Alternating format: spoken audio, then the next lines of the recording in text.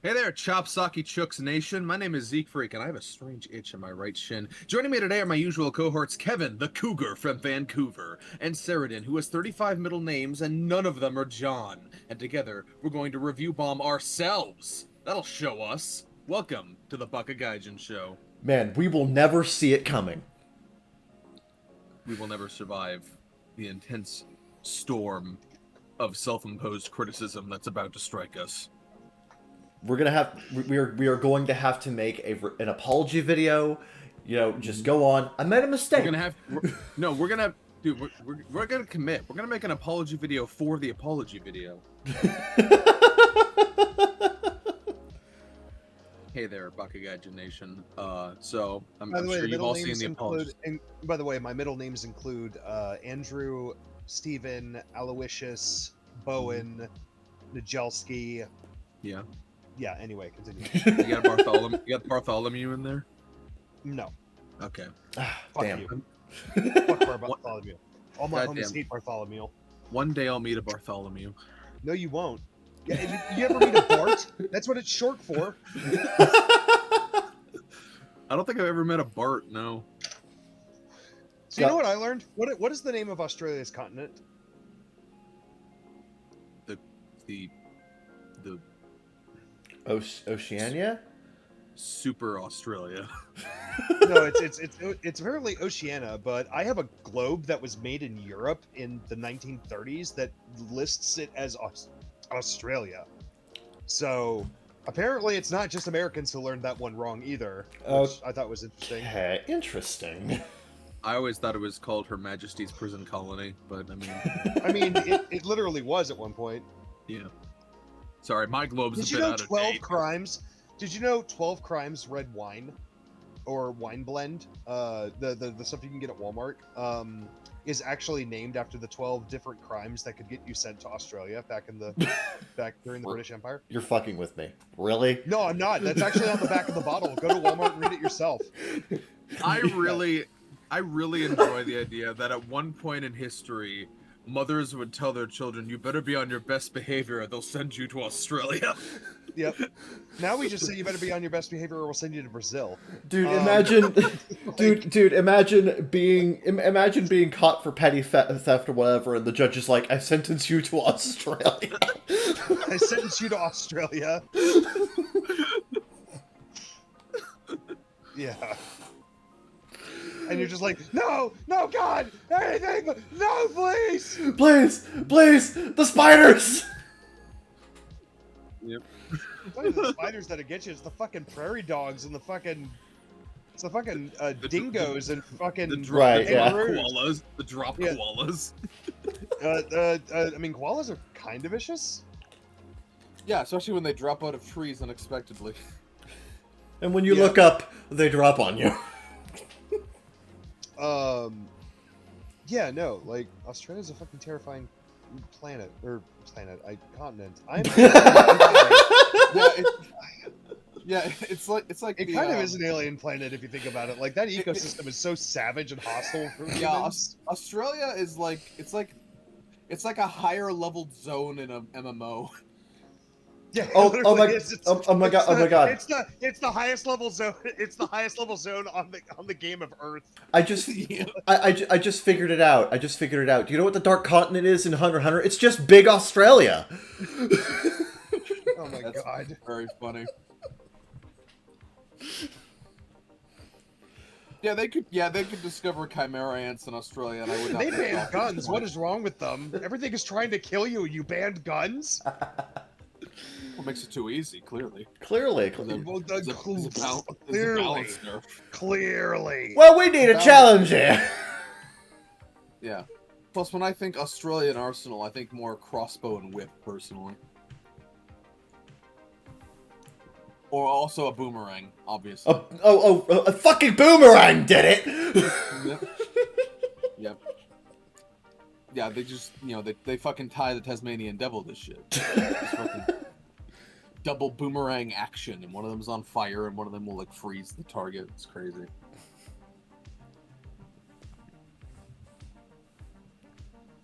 Look, all I'm saying is that in 2001 or 2002 or whatever, Ty the Tasmanian Tiger introduced to the world the remote-controlled boomerang. And why do we not still have... 22 years later, we still don't have this technology. Yeah, what the fuck, Australia? Get on it. Yeah, yeah. I feel like Australia has been really slacking in the boomerang tech tree department. They haven't upgraded their boomerang tech in what feels like hundreds of years. Dude, you've been really you've been really slacking on your fucking boomerang leveling. Mm-hmm. I own a boomerang. Imagine being a fucking dumbass and holding a shield in front of you, and then this fucking Chad Australian warrior just throws a bladed boomerang and it slices the back of your neck, and then comes back. Fucking excellent. That isn't how boomerangs work, but okay. But that's what cartoons have told me. Well, I was gonna say, cartoons and video games make them seem like they always come back and there's some magical fucking sentient item. They are not.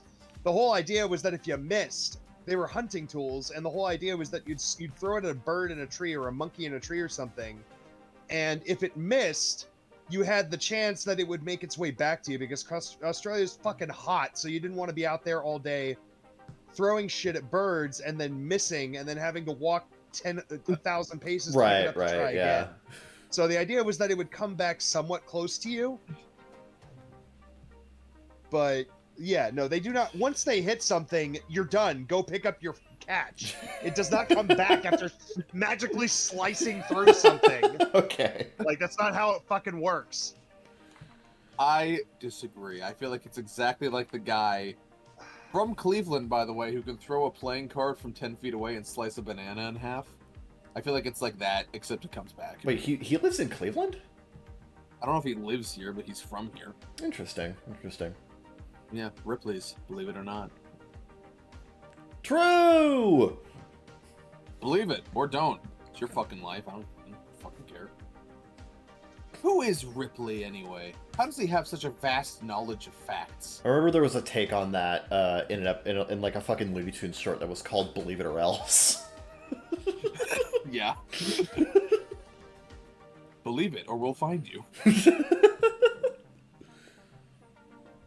Believe it! Just puts a gun to his head. I don't feel safe.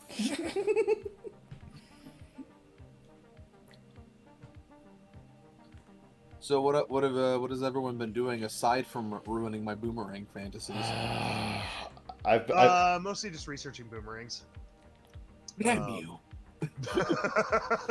Yeah, not a lot the past, like, what, 2 weeks, honestly? Sheridan's dissertation on boomerang physics. It's like, oh, that's gonna get me 100 for sure. There was actually a fun thing about that. There was actually a myth going around for the longest time that the rotation of the Earth had to do with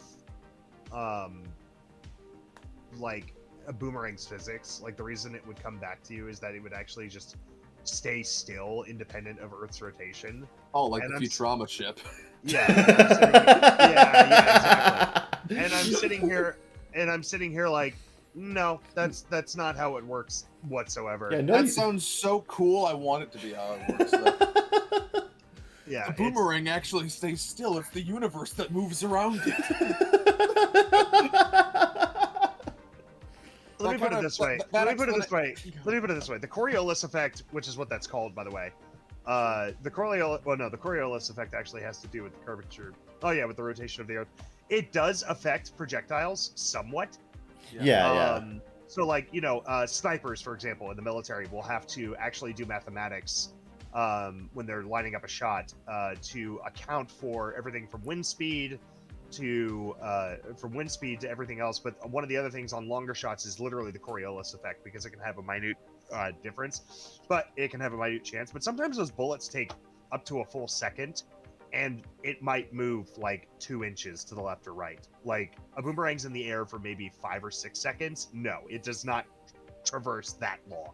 I was also going to say, it kind of this explanation goes out the window when you have 2 boomerang users facing off against each other, because then it's like, well, if they're both throwing them at each other, it's like, yeah. How does the universe bend around both of them?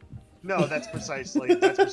That's precisely the effect as well. Is like the Coriolis effect has to do with how your bullet's going to move, and they have to calculate angles and stuff. I've heard that snipers actually have like computers in the scopes to help with that now. Those are still in testing, but they the first few platoons have been issued them. Yeah. And it's not just snipers; it's general marksmen too. If you've got an AR, then they're equipping it with it because an AR's general engagement range is 300 to 500 meters. Oh. Yeah. So, and for that, like lining up and making adjustments for shots. Sorry, an AR is accurate at 500 meters. Yes, an AR-15 is accurate. If you're a military trained marksman, you should be able to hit a human-sized target at 500 meters. Wow, I'm more scared of guns now. Yeah.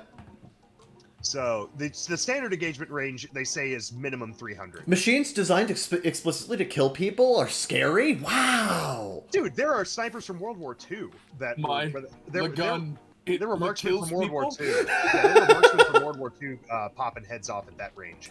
But with like a Garand. But I don't think they're gonna stand a chance against Australia's strongest soldier wielding dual boomerangs. Speaking of, that reminds me of fucking. There was a senator recently who proposed an idea to the military of an anti-missile defense system that was described by a tech magazine as a fuck ton of bullets. More bullets. And I'm like, I'm pretty sure we already have that system. Have you seen that meme where it's like it's that mounted gun turret, it's that automated mounted gun turret, and it's like, oh look, a passenger aircraft. You know that one? That is literally what that is. It's an anti-missile and aircraft system that is literally just a GAU-8 minigun that fires a fuck ton of bullets at whatever it's trying to knock out of the sky. And it's brutally efficient at it. Oh, that's great. How do you outrun the sky when the sky is bullets? See, they're asking the real questions here. But yeah, no, fucking ARs, their standard engagement range is like 300 to 500 meters. 500's reaching the end of where even a really good marksman can hit. Yeah. But in the military, you can't even qualify until you're hitting human-sized targets at 300. What is the effective range of a boomerang, though? Hunting is generally done within about 100 yards or so at most. Yeah. Most archers, most bow hunters, even modern day ones, usually kill their targets when they're only about 30 yards away from them. Oh, okay. Yeah. Any further than that, and a lot of animals can hear that shit coming. They have time to move. Yeah, they have time to get the fuck out. For subsonic projectiles like an arrow or a boomerang, you need to be within like 30 to 40 yards maximum. A boomerang user is so skilled that he will thrust his mighty boomerang, and the boomerang will catch the bullet in mid-transition, and then it'll curve along the edge of the boomerang, pulling right back. Yeah, I'm starting to believe you've watched those 16,000 episodes of anime at this point. Yeah, I'm starting to believe it. Mm-hmm. No, yeah. I'm gonna be honest. My 16,000 episodes of anime or whatever Mal says I've watched, I can't recall the last time I've seen a boomerang in an anime. I was gonna say the last time I remember seeing one was in like fucking Inuyasha. Yeah, right. Yeah. Unfortunately, that was not among the 16,000. No. Oh, good. I can still be friends with you then. I'm just kidding. I take it you weren't a fan. I never understood the appeal. My understanding is that it appeals mostly to women, which is really funny for a manga that runs in a shonen magazine. Yeah, but Inuyasha's hot. Yeah, true. Apparently. Kevin, women shonen butt fucking. Right. True. Yeah. Uh-huh. Also, Inuyasha is written by a woman, so. Yeah. I mean, there's a ton of shonen manga that are written by women. Oh, I'm aware. Yeah. Isn't Demon Slayer written by women? We don't. Shield Hero too? We don't. I don't know about the last. Well, we don't. Demon Slayer. There was a lot of rumors that Gatoge was a woman, but they're unconfirmed. They're just nobody knows who they are. Oh, okay. I do know for a fact that Shield Hero was written by a woman. Yeah. Oh, okay. Nice. Yeah. So, Interesting. Which, again, makes all of the accusations of sexism regarding Raftalia very funny. I mean, women can be flawed too, but I know. at the same time, it's like, this clearly wasn't an issue for the author, and it's clearly not a controversy in Japan. So Yeah, so it's literally, like, why the fuck do any of you people care? No flaws detected. no fucks were given from the Japanese audience. Sorry, Like, I remember she did an AMA or so, or she replied to a lot of comments or something, like talking about, oh, the controversy regarding Shield Hero, and she's like, what controversy? There's no controversy here in Japan. You Westerners are idiots. Y'all Americans are fucking weird, dude. Yep. It's just an entire generation that vividly hates the Puritans while acting exactly like them. Right. Again, horseshoe. Yeah, I'm scrolling Reddit right now, and I just scrolled by someone recommending a channel to Nexpo. There's a YouTube channel that sexualizes frog cannibalism, and that's probably the most metal thing I've ever heard. What? What the fuck? A YouTube channel that sexualizes frog cannibalism. None of these words are in the Bible. That's to say, none of my thoughts are in the Bible.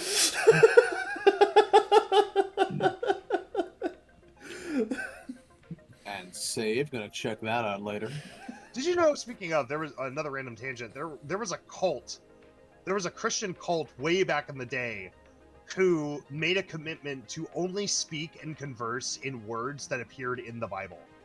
Yes, I remember. I heard about that. It actually, they gave it up pretty quickly though, for obvious reasons. Like, it's a very ineffective way to communicate with each other. Yeah.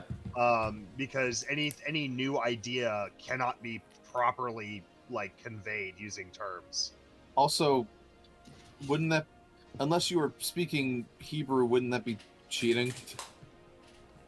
Also, I mean, you're talking about a Christian cult. Also, which version of the Bible are they reading from? Are they reading from New King James version, New International version? Time, so yes, it was King James version. Okay. King James version. Okay. So it was around that time. I like to imagine there was a traditionalist sect within the King James cult. some actual Puritans be like, I mean, if you're not speaking the native Hebrew, then you're not really doing it right. Well, they would have said that, but in Hebrew. Yeah, but I can't speak Hebrew, hence why I'm converting it for your benefit. Right, of course. I am actively translating Hebrew that I made up. At all times. In fact, from now on, just assume everything I'm saying is translated from some native Hebrew in my brain. Okay. That's how talented I am. See, and unfortunately, I don't know what you're thinking, so I can't disprove this. So, congratulations, you win.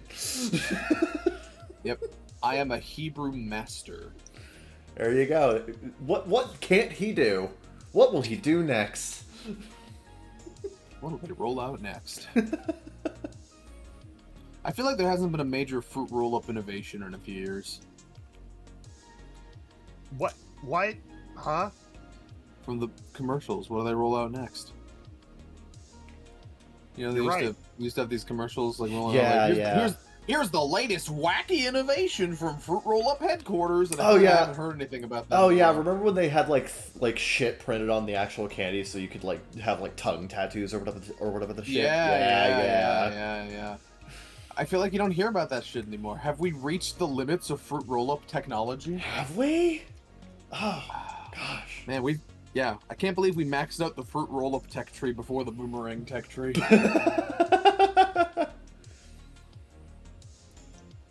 Damn. Really playing a strange game of civilization. I haven't had a Fruit Roll-Up in probably 10 years.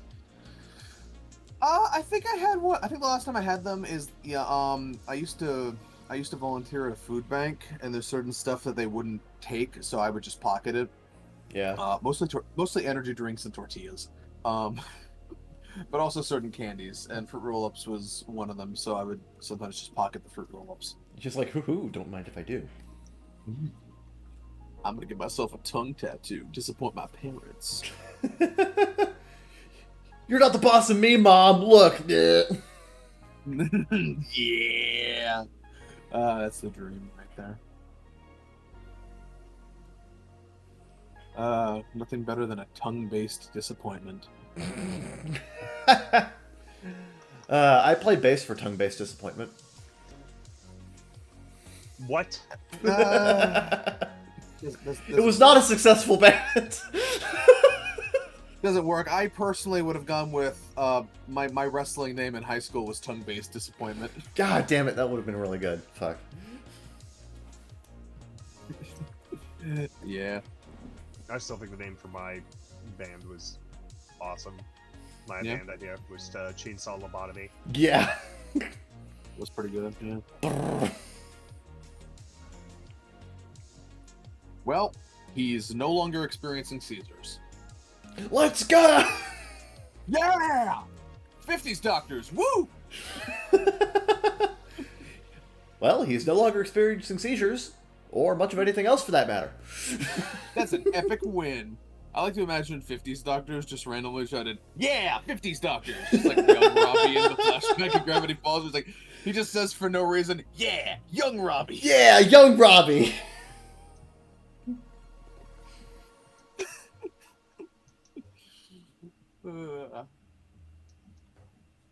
Well, we've cured the patient.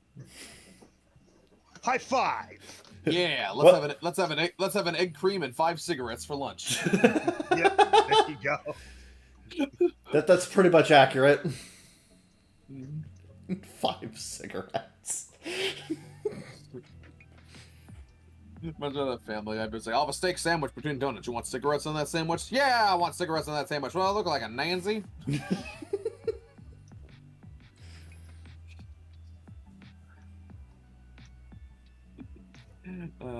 Crazy. We used to advertise cigarettes to children.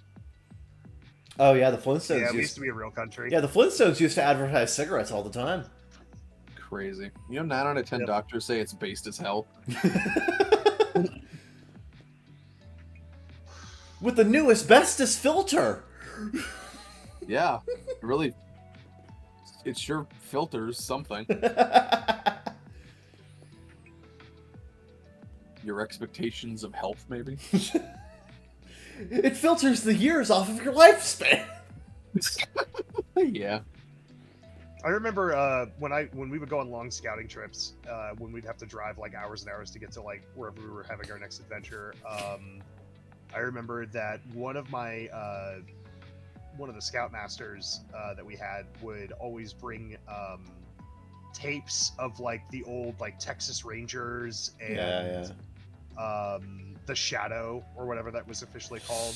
Yeah. And stuff like that. The old radio serials. And they were really fun to listen to, but the most interesting thing was that they kept all of the original advertisements and plugs that the radio guys would do intact. So like legitimately there were just like tons of cigarette and alcohol advertisements talking about how if you want to look cool with a smooth flavor. And I was just like, man, this would never be allowed these days. Ever. So This would much. never be allowed these days. Kevin, I have breaking lost media news. Oh, do you? What has been found? As of 2 hours ago, bat pussy from 1970 has been found. Really? Like, well, okay, so we already had bat pussy, but like, do we know who made it or where it came from now? No, it's the terrible Batman porno parody. Yeah, that's good.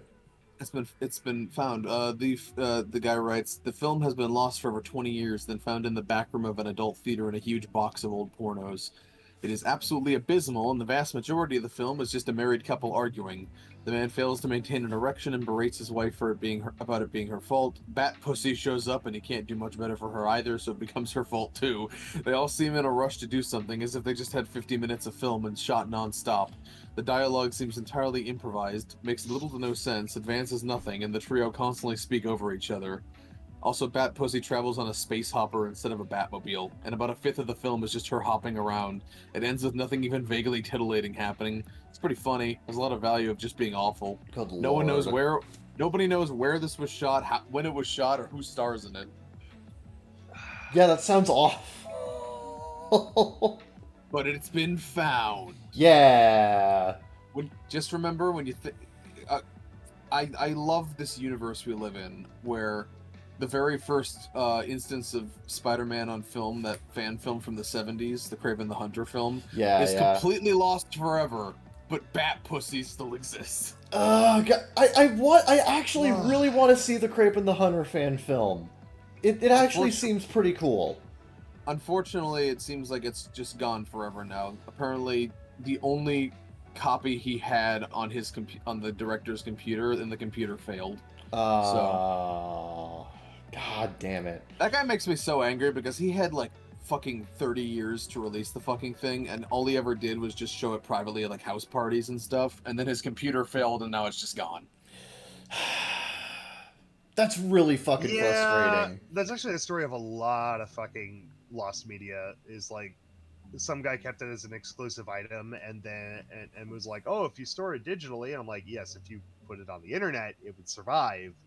If you store it digitally, computers and hard drives can fail, and will fail over time. Everything man-made fails eventually if it's not called the pyramids. What is their secret? We have to interrogate these pyramids. Yeah, they built an artificial mountain. Mountains don't fail. Like, I don't know what to tell you. They built not even an artificial mountain. They just honestly built a triangular fucking mountain. You're right. Mountains don't fucking fail. Honestly, do caves. Yeah, Olympus Mons has never let me down personally. Have you been to Olympus Mons? No, I haven't. Nobody's been to Olympus Mons. We haven't even set rovers there. We just know about it from orbitals, from orbital stuff. Well, it looks lovely. It's also fucking huge. It's like 3 times the size of Everest, isn't it? Yeah, so it's something like that. Hold on, I'm fucking tall. I'll look it up. Olympus Mons height. It is a shield volcano, approximately the same size as the state of Arizona. Oh god. And it goes about 16 miles high. It's really funny when you see a picture of it because it looks like just a giant plate was just dropped on the surface of Mars. Because yeah, it looks like a giant pimple. Yeah, the edges are all like super raised. So it almost feels like there was a planet, like the planet was 16 miles higher at some point, and then most of it just got broken, and then this is the only chunk that it's like you cracked the eggshell of Mars. Well, yeah, it was a giant. I was gonna say it was a giant volcano, and apparently it was like the only one on Mars, or the only major one on Mars. So, and it just was active for so long, it just kept building up and building up and building up. Yep. Crazy. Oh yeah. Damn. Damn nature. You can continue. Oh, according to space.com, it is still a relatively young volcano, by volcano standards, I guess. By the standards of fucking volcanoes. Yeah, it's got some supple in its cheeks. It's a pretty young volcano, honestly. Yeah. Hasn't grown its hair yet. Can't rent a car. Sorry, you need to be 25 billion years old for this volcano to rent a car. Look at cute little Olympus Mons just getting its volcano peach fuzz.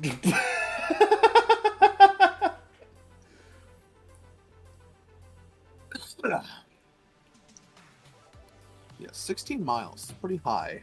Yep. Hold on. How tall is Everest?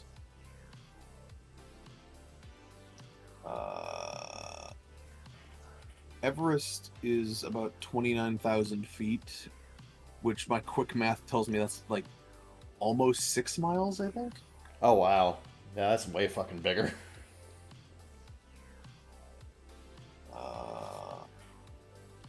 Yeah. Olympus Mons is like gigantic. It's unfathomable how big that fucker is. Yeah. Well, to be fair, you can actually visit the surface of Mars in Elite Dangerous if you can get far enough in the quests to get into the Sol system. Oh, nice.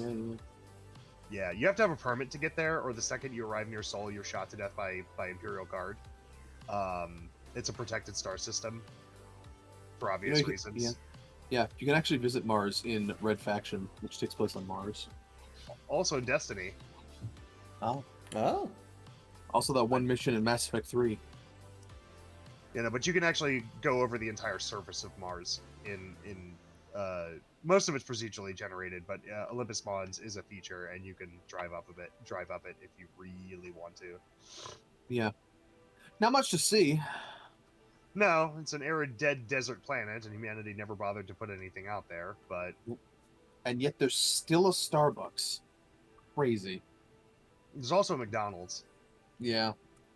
There's You get to McDonald's the- fucking you get- everywhere. I like to imagine you get to the top of Olympus Mons and you just see that fucking photograph of like American cities, American towns with all the with the Exxon sign and the McDonald's and everything. You know that one photo? Yeah, oh yeah, the one where it's like, look how far society has fallen. Return. When it's like this is when it's literally just like a fucking normal ass goddamn truck stop off of a goddamn highway. I mean, it's an ugly ass truck stop off a goddamn highway. Yeah, Yeah, but I also heard that Travel America is gonna put a place out there on Olympus Mons. Yeah, there's gonna be a Hilton. There's gonna be a Hilton, a Travel America. Yeah.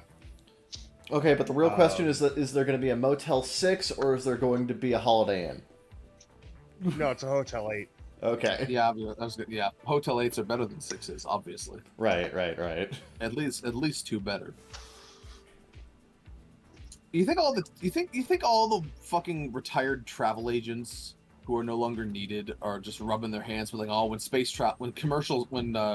fucking recreational space travel becomes a thing, us travel agents are gonna be back in it. It's like, oh yeah, man, this is gonna make the economy boom, baby. Yeah, so travel agents, their biggest thing is. So I actually used a travel agent a couple years ago when I was planning to originally go to Japan. Yeah. And what they essentially do, I mean, their services are free. First of all, they get promoted by all these different like tourism boards, and that basically promote the country. And like when I was asking about going to Japan, all they did was just feed me a shit ton of resources. They were just like, here's where you go if you want to figure out this. Here's a bunch of tours you can take. Here's some hotel ideas. If you want a nice hotel, if you want a cheap hotel, here's how to get in contact with Airbnb. Here's how to get Uber deals. Here's that kind of stuff. They're knowledgeable and they give you a nice breakdown and they give you a lot of materials to go home and look at. But that's basically all they do. They used to be like necessary though. Oh, they used to be necessary because not everything was online. Yeah. But like hotel and flight stuff is so easily accessible online these days that like mostly what they do is they just promote stuff. Yeah, these days it's like travel agents for when Google's too hard for you. I mean, it is nice if you just say, book me something, here's my budget. They will actually do that for you. A lot of them will. At least the AAA ones will. Oh, that's fair.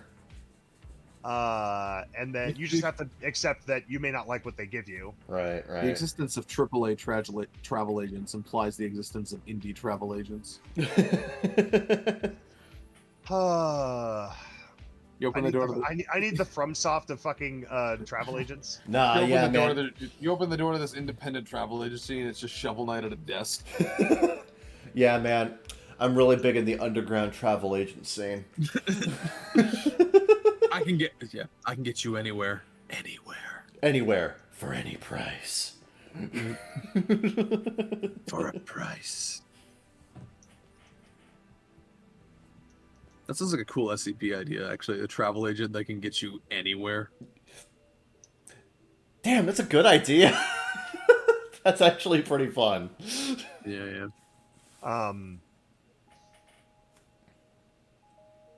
But yeah, Martian travel. Like, it's like, oh man, we're gonna be back in it once space travel becomes a thing. Mm-hmm. Which I think it's really funny also that one of the things you can do in Elite Dangerous is be a space tour guide. Oh, really? Like some guy will be like, hey, I want to go see this star system that has 3 black holes in it. Take me there. And being a space tour. Somebody's mic break.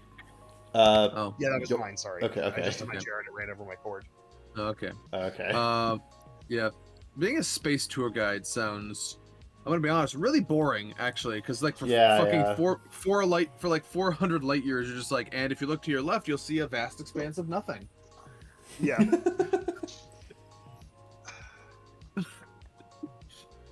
Seems like it get kind of old pretty quick. Yeah. It's a living.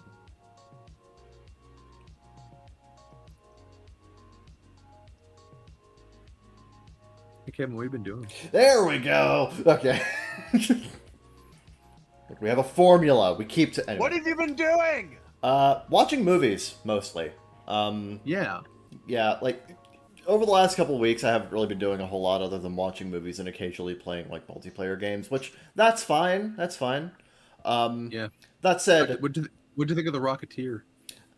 I have not actually seen The Rocketeer. Oh. Yeah, I should. I should. Awkward. I've heard it's good. Awkward. But no, yeah. I've seen some. I saw some movies recently. So over on a different server, we're doing these things. So since the Writers Guild of America is currently striking right now, we're actually doing a thing in this server where every other week we watch a movie that was made during the 2008 writers' strike. These are usually bad. I thought it was the 2007 writer's strike. Right, 2007, yeah. But still, like, we normally do stuff during that writer's strike. They're usually bad. Sure. And yeah, the two strike movies that I've watched since we started doing since the last time we recorded were both very bad for very different reasons. The first movie we watched was a movie called Four Christmases, which is like this PG-13. First off, too many Christmases. Right, yeah. It's this PG-13 romantic comedy starring Vince Vaughn and Reese Witherspoon. And God, this is the worst kind of fucking romantic comedy where, first of all, the two lead actors who are supposed to have, great romantic on-screen chemistry and, they're supposed to be, in love and get together at the end of the movie, the two actors fucking hated each other. Mm-hmm. And it shows in the movie. They have no chemistry. The script writing is like fucking peak strike writing where like all the scenes just go on for way too long. It's just like the characters just ramble on about random shit that doesn't it doesn't progress the scene. There are no jokes. There's nothing funny being said. It's just things being said for the sake of padding the runtime. This movie's like 2 hours long and feels like it's 3 hours. It's not funny. The characters, every single character in this movie is fucking. Which movie is this? This is a movie called Four Christmases. And who's in it? Vince Vaughn and Reese Witherspoon. Well, first of all, your first mistake was Vince Vaughn. True. Yeah. Okay. Yeah. Fuck Vince. I mean, name a Vince Vaughn movie that was worth watching. Right. Yeah. No, this movie. Fine, I'll look at his IMDb. Let's see. Keep going. Yeah. No, Four Christmases is the worst kind of romantic comedy movie because it's one of these movies where the entire point of the film is supposed to be, despite all of our differences and all of the struggles we have, family is the most important, and we should and we should love each other and have children and repopulate the species or whatever the fuck. And like literally every single progression of the plot in this movie explains how much family sucks and having a family is an awful idea and how much children are terrible. And yet, at the end of the movie, the two main characters get married, fuck, and have a kid. And they're like, oh, I'm so glad we did this. Yeah, I'm so glad we went to all four of those awful fucking Christmas parties with your god-awful fucking family so that we could understand the true meaning of goddamn Christmas and understand how much we really needed this baby because every single child we met throughout this entire movie wanted to kill us. Did you know Vince Vaughn was a producer on a documentary about BlizzCon? What? Crazy. Yeah, a 2018 documentary called Game Changers Dreams of BlizzCon. It's apparently about StarCraft esports. Interesting. Yeah, he was a fucking producer on that for some reason. No, yeah. If Four Christmases is the kind of movie that was made the last time that there was a writer's strike, Hollywood is fucked. Let's see. Okay. No, to put it I hate IMDb. I hate IMDb so much. to put it into perspective, there are like 4 movies. Like the person who runs the server, Charme Cry, she has run like well over probably like over 100 movies on her server so far, and there are only 4 movies that have been deemed bad enough to require quote unquote survivor roles. 4 Christmases was one of them. Yeah. We were begging for death by the end of that movie. It was so bad. Wait, hold on. What the fuck? He played Norman Bates in Psycho? Oh, the Psycho he played Norman remake. Bates in the remake, in the shot for shot remake. Yes. Oh, right. The shot for Yeah, there was that modern shot for shot remake that was all in color. Yeah. That was somehow, even though it was shot for shot, worse than the original In every regard, yeah. in every Okay. fucking regard. Yeah. Oh, okay. Yeah. Congratulations on missing the entire point of doing a remake in the first damn place. No, yeah, Anybody seen Bates Motel? That show was No, really fucked up. No, I haven't. No. But yeah, I watched 4 Christmases, which is the first Strike movie that I watched since we last recorded. After that, I watched Freaky Friday as part of the Baka Gaijin movie night. Discord server link in the description provided below. You know it. And I have not seen Freaky Friday in a very, very long time. Probably about 15. What are you talking about? You watched it like last week. What the fuck? Before that, I hadn't seen it in like well over a decade, but I love that movie. God, it's funny. Yeah, it's pretty good. Yeah. Jamie Lee Curtis absolutely carries that movie so much. I also watched the new Ninja Turtles movie. Me, Cube the Third, and a mutual friend of ours, we went out and watched Mutant Mayhem. Because our original plan was to go out and watch Across the Spider-Verse, which I did watch later digitally, but I'll get to that. Yeah. But no, yeah. Spider-Verse was no longer in theaters, or at the very least, it wasn't having. It didn't have any showtimes that were workable for us. So, last minute, I suggested, "Hey, there's a new Turtles movie that's out, and apparently it's really good. We should go watch that." So, we made a day out of that. I really like Mutant Mayhem. Mutant Mayhem is really goddamn fun. It has some of the best teenager writing I have seen in a modern movie. It's literally like... Or maybe you're getting old and you think teenagers act that way. Alexa, cue the X-Files theme. Okay, I'll put it in.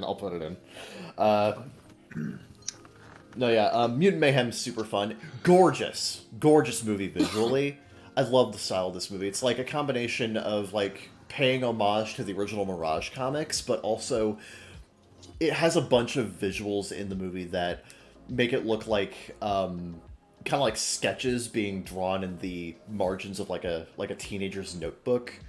Like all the explosions look like they're have like pencil drawn smoke plumes and shit like that. It's absolutely beautiful. One of the best looking animated movies I've seen in a very long time. Sure. I watched a CG Barbie movie as part of a group watch. It was certainly a CG Barbie movie. I can't really say much else about it.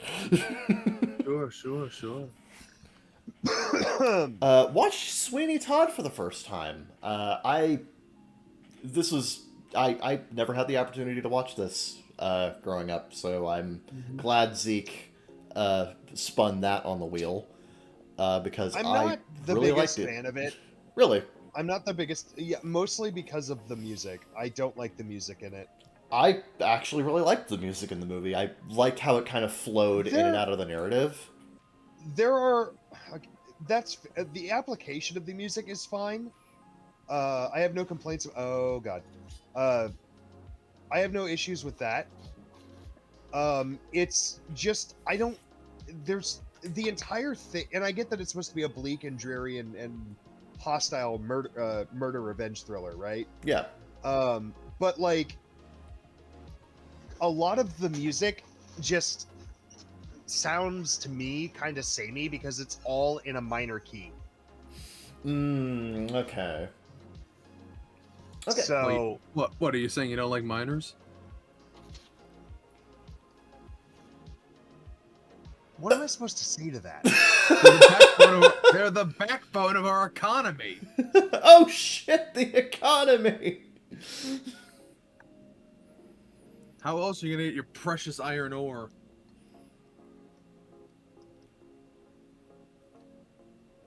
Needs more blood diamonds. Why are they lawnmower? I did not know that EA was funding a blood diamond mining operation. I mean, first of all, who isn't? The only good donkey video that he's made in 5 years. We're gonna be playing Gex. Everybody loves Gex. And then This is a classic game. There's no problems. and then it just Why does he? and then a hard What is Dunk? and then it just hard cuts to like a really racist joke, and then he's like, "Today I'm playing Spider-Man 2." We're playing WWE Raw. There's no problem with this game whatsoever. Chris From Benoit. Why does Donkey talk like an alien? Where is he from? I don't know.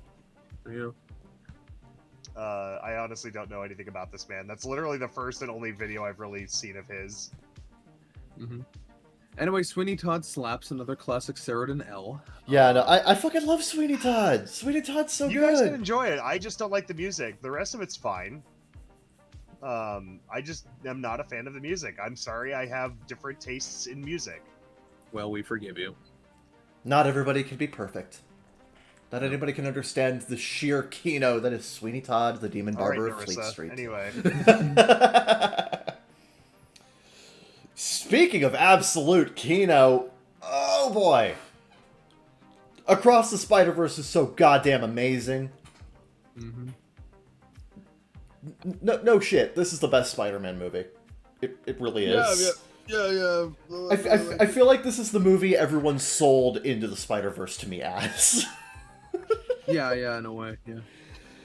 Like everyone's like, oh, it's so groundbreaking and it's so interesting and it's so ambitious, and I actually watch Into the Spider-Verse and I'm like, well, it's certainly visually interesting, but the plot is fairly standard. Some of the jokes don't really work. Here's the thing that sucks about doing this podcast sometimes, is sometimes I'll do things that I really, really like and I'm really excited about, and then we get to the podcast, and the problem is I've gushed about it for a week straight already, so I have no more enthusiasm with which to exposit my feelings upon it. Right. No, Right. It's incredible. I'd give it a fucking 11 out of 10 if I could. It's just, yeah. I feel like I've said everything I wanted to say about it over the past week, and I have nothing left. Yeah, I absolutely fucking adored Across the Spider-Verse. I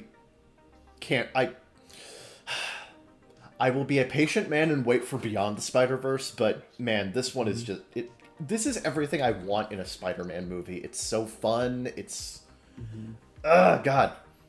yeah, that's my thing. I think that Marvel did so right about their interpretation of Spider-Man versus the previous ones. I love the Sam Raimi films, but the Sam Raimi films were great because they were very campy, and Spider-Man is supposed to be very, like, if you've seen any Spider-Man comics, the dude is literally cracking jokes as he's getting the shit beaten out of him. Yeah, okay? yeah. Even when there's literally a point where he's fighting six of like the Avengers' greatest enemies, and they are pummeling him into the ground, and he's literally just like, "Oh man, this kind of hurts. Is that all you got, though?" Like, he's like cracking jokes. Like, he's like, Spider-Man is supposed to be a fun character, and that's what I really liked about this movie, is that everything from the visual style to the dialogue to the quirkiness of the characters, all of it was very fun, and they still told a very serious and compelling story through it. There was just enough actual like tone. There were just enough moments where they toned everything down and kept a more somber tone so that they could tell the dramatic story. But then right after that, they were having more fun. Oh yeah, yeah. And that's exactly what a Spider-Man film should be. This is one of my biggest critiques, and I know with the third Spider-Man film is outside of emo Peter being unironically hilarious. Yeah. Like the rest of the movie tried to be too serious. I'm like, come on, I know it's supposed to be a finale, but where's the fun? I don't know. That's not nearly as much of an issue for me with Spider-Man 3, and I actually get why they did No. that for that movie. Like, You guys have a chronic brain disease that makes you like that movie, so I'm just writing every opinion you have off. Wow, another About that. chronic. Damn, Sarah's just racking up L's this episode. I will say Zeke likes Spider-Man. Let me get one thing straight. I don't hate that movie. Sure. It's just disappointing. No, I get it. Look. And I have places that I could legitimately critique. Yeah. Look, you're going for your low percent run this episode. I understand.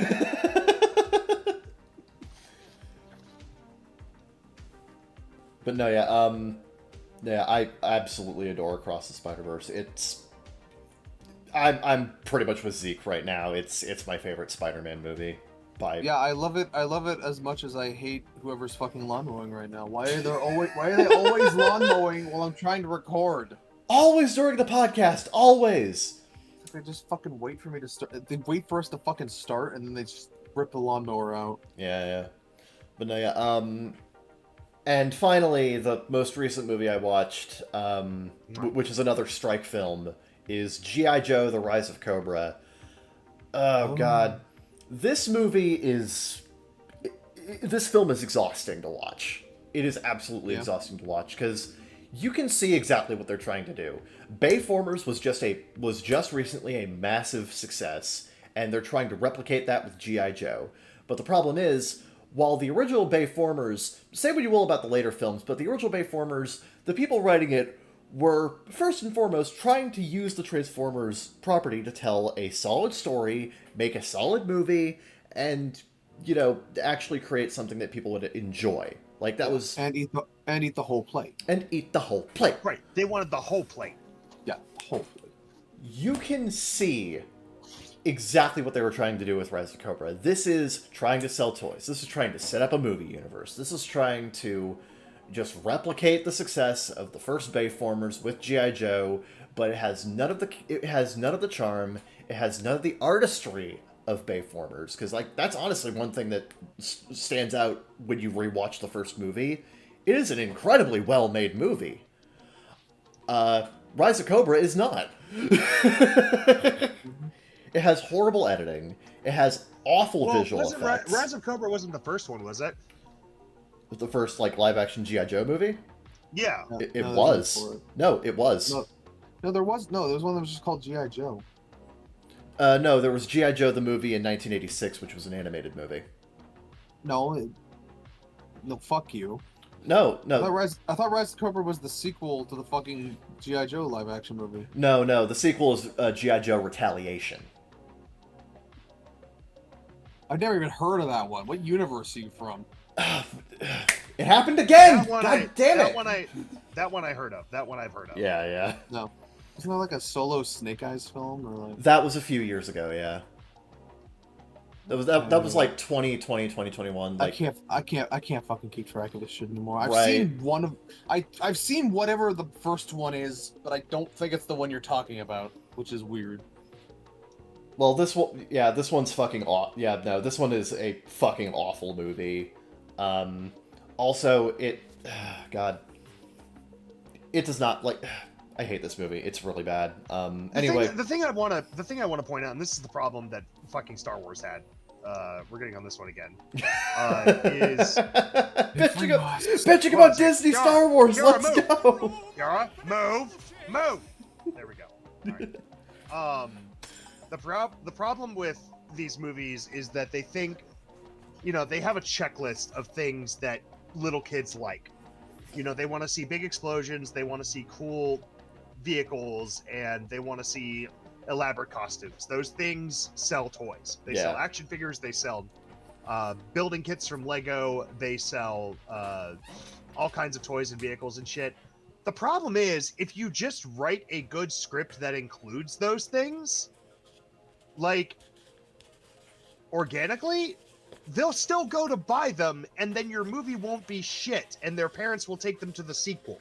Yeah, like the thing that a lot of producers seem to forget is that the reason why people like a lot of these movies and go out and buy all these buy all the toys and all the merchandise and whatever the fuck is because they have an emotional connection to the characters and the world and the story. That's why the first Bayformers was so successful, because, again, say what you will about the later movies, the first one actually had a really good human element to it, and it had characters and conflicts that people could easily relate to, or at the very least easily understand and graft themselves onto. Yeah, I've had people attack me over my eBay listings, that's for sure. Are you username LadiesMan217? But yeah, no, it's like you have to build a good movie with an emotional hook to get little kids invested enough, and you need to have parents also believe in the IP to some extent, so they'll want to buy toys for it. Yeah. Kevin, what I'm saying is our conversation earlier that happened before the podcast. If your mom liked Guitar Hero, she wouldn't have bitched about the controller. Exactly. Yep. My mom just couldn't understand it. She just couldn't. Well, good. She's dead now, so it didn't matter. Wow, her first ever W. God almighty. Only I'm allowed to make those jokes, you bastards. No, I'll allow it. We're allowed to. I'll allow it. It's fine. It's funny. You're allowed. We're allowed to, and you're allowed to be mad about it. No, that was funny. Goddamn right. But yeah, I have not been doing much in the interim, so pass it on to Sheridan. What you been doing, boy? Oh, I've been doing the good old classic modding Skyrim thing again. As you do.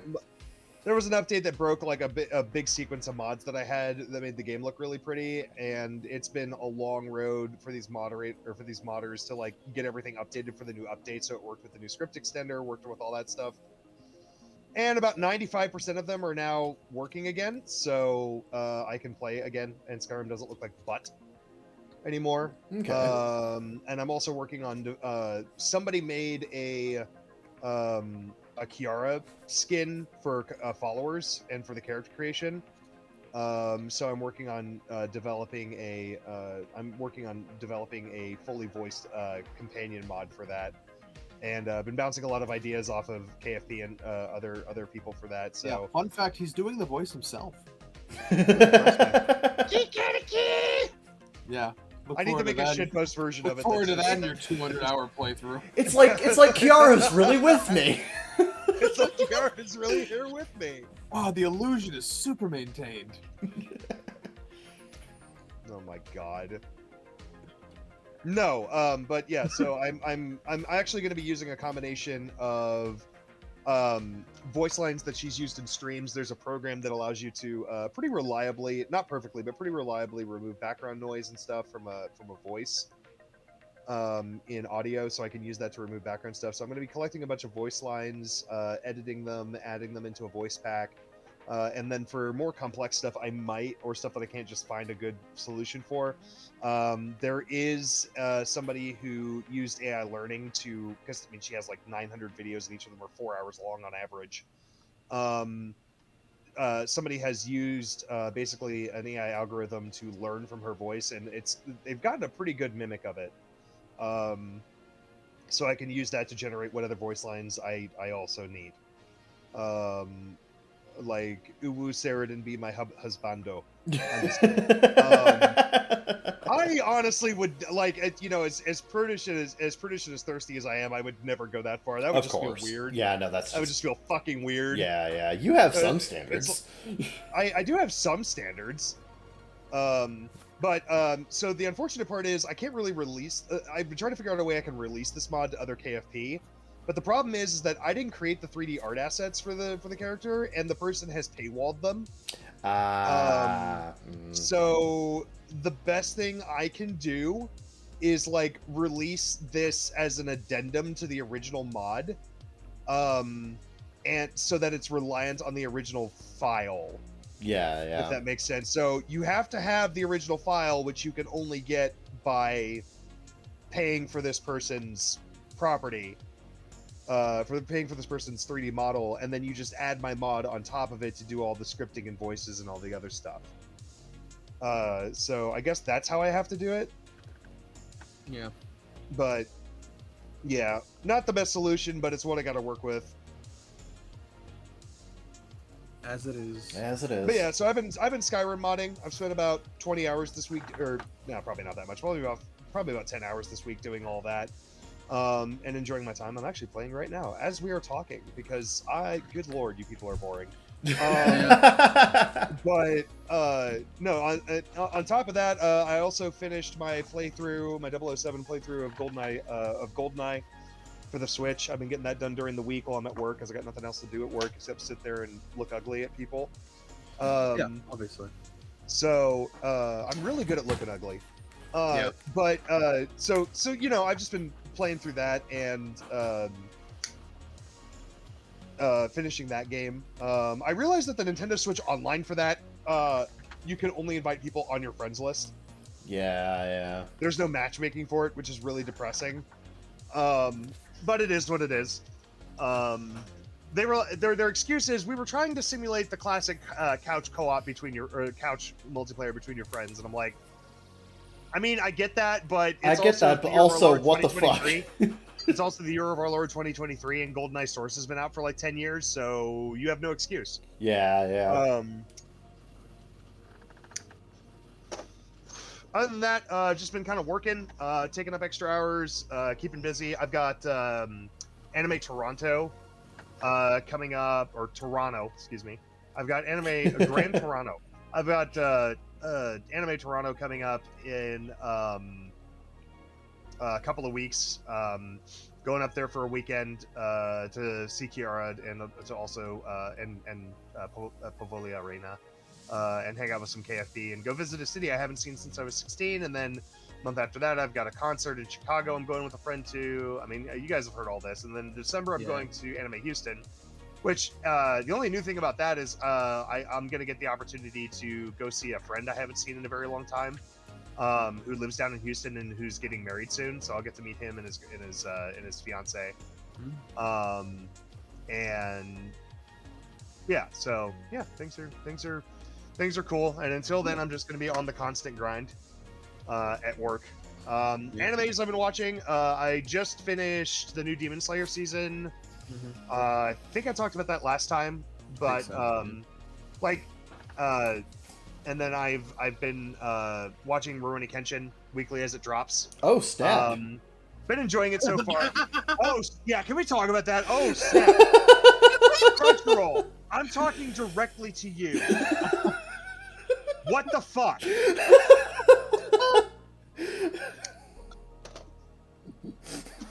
Like, he literally says shimateo, which literally, like, you could translate it as crap, shit, fuck, ass, tit, fuck, ass. Like, you could do anything. Or literally just say, oh no! He could have literally just said damn, and it would have been better than what he did. Yeah. Damn. 1870s samurai. Oh snap! Right. Oh no, he didn't. No, it was like, you should always think about your opponent for shizzle. Instead of that, you should. They should just change that you should to for shizzle. They should get the guy who did Blueface who had to edit all the Blueface Mr. Popos to give him dreadlocks instead. Anyway, no, I just like what the fuck is going on with Crunchyroll's like localization team? Like, did anybody read this before greenlighting it? What the hell? Yeah, that episode scripted some kind of rushed. Yeah, the rest of it was like fine. I did also appreciate that they kept the shitty boat animation from the original '90s show when like Janae is like. They kept like the original shitty fucking boat animation, which was the funniest thing I've ever seen. Where it's just bouncing up and down way too rapidly as he's like, ha ha ha ha ha, like as he's running away, and I'm like, are you fucking serious? Out of the all of the glow-ups you've given this series, and that's what you kept? LMAO. Like, that shit was really funny. Yeah. But yeah, I'm enjoying the Kenshin series. I don't know if it's just the honeymoon phase so far with like me feeling like, oh man, it's so great to see this nostalgic thing again, or if it's legitimately good. I still haven't reached that point yet where I can figure out the difference, but we'll see. Sure. I was gonna say, Kevin, I hope in the new Spice and Wolf they keep the shitty horse animation. Little nod, little callback. Man. Yep. Yeah. No, it's very goofy. It's very goofy, and yet I'm also very here for it. Yeah, no, it's great to have Rurouni Kenshin back in this new remake. It's nice. I like it. I had a lot of friends, like a lot of people didn't know about it in my circle. So like I posted a picture of the Oh Snap thing, and they were like, "Whoa, yeah!" And they were like, "All right, that's silly, but also new Rurouni Kenshin anime." And I was like, "It's a remake," and they're like, "Oh shit!" No, they were like, "Oh snap!" Yeah, they were like, "Oh snap!" Yeah, no, they came back. So a lot of people I'm sure weren't really terribly aware of it. So I'm glad to spread the word about it. Go watch Rurouni Kenshin. Experience a classic. Yeah. Been experiencing a lot of classics recently. Playing GoldenEye again. The next goal for gaming is to once I'm almost done collecting every heart piece in Ocarina of Time and 100%ing that game. So once I'm done with that, my goal is to go play Banjo-Kazooie because I've never played Banjo-Kazooie. Ooh. Well, I've played it. I've just never beaten it. Right. I was too stupid as a kid to figure out what the fuck I was supposed to do. A relatable feeling. Yep. But this is all going to kind of come to a stop soon because Armored Core 6 coming out in like 2 weeks. And then also on top of that, I've got Starfield coming out like the week after or some shit. My man is not going to have a life for like 6 months. Oh yeah, I'm gonna play, Armored Core. I'm gonna play the shit out of Armored Core for like a week straight, as much as I can get, just consume it, and then I'm going to get lost in Starfield for 600,000 hours. So yeah, sounds about right. So, gonna really enjoy that game. But yeah, honestly, that's really all I've been up to. I haven't watched anything new. Other than some new episodes of Kenshin. My next goal, though, for at work is to start grinding through the new season of Dr. Stone that I still haven't fucking watched. Yeah. So, I need to get through that. I also need to get through Danmachi. I've got so much shit I gotta watch through. Yep. Do we have a release date for the new? Do we have a release date yet for the new Shield Hero season? No. Season 3 now. No, we don't. Damn. Yeah, we know it's in snap. development, but it's we don't know when it's going to be released. Well, that's booty butt cheeks, and I don't like it. Oh wait, no, we do. Correction, October. Oh, that's soon. Yeah. Awesome. I have to go back and watch season 2 again. Yep. I do love that in season 2, fucking Naofumi literally wall hacks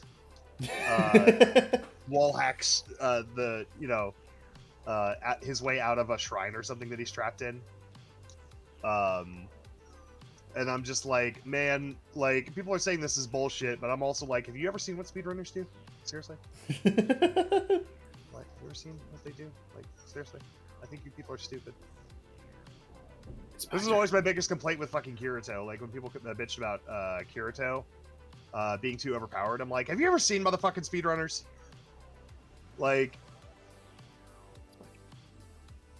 Anyway. Yeah. That's really all I've been up to. So go ahead. It's my turn. I've been doing things. What have you been doing? Things.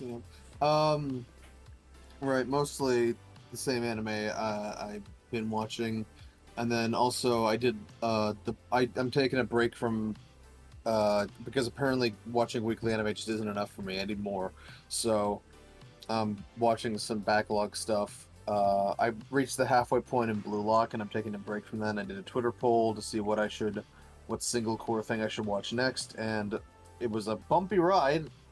Everything was on first place at one point or another. Yep. But Lycoris Recoil won, so I've been watching that, and I've watched 8 episodes of that. Nice. It's pretty good. It's very pretty. Yeah, I'm on I'm on episode 9, I believe. So almost done with that. Otherwise, the same anime I've been saying before. Uh, after Lycoris Recoil, probably I might run the poll again, or I might just go in order of what got the highest votes. I don't know. I'll figure it out. Yeah, that's pretty much what I do when I have like just a massive fucking backlog that I want to dive into. I'm like, okay, I'm gonna cherry pick 4 series that I'm interested in right this moment, and I'm going to put it up on a poll so other people can vote on it, and that's what I'll watch. And it works. The system works. Mhm. Polls.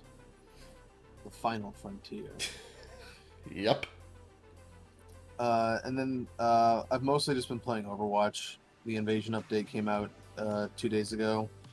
3 days ago. Yeah, yeah. I am 3 days ago. really digging the new Flashpoint maps. Yeah, I love the changes, the new Flashpoint maps. I love Iliadi's been really fun to play. Okay, she's such a great new support hero. Love her. Yeah. I did do all the PvE missions. I finished the last one, Gothenburg, last night.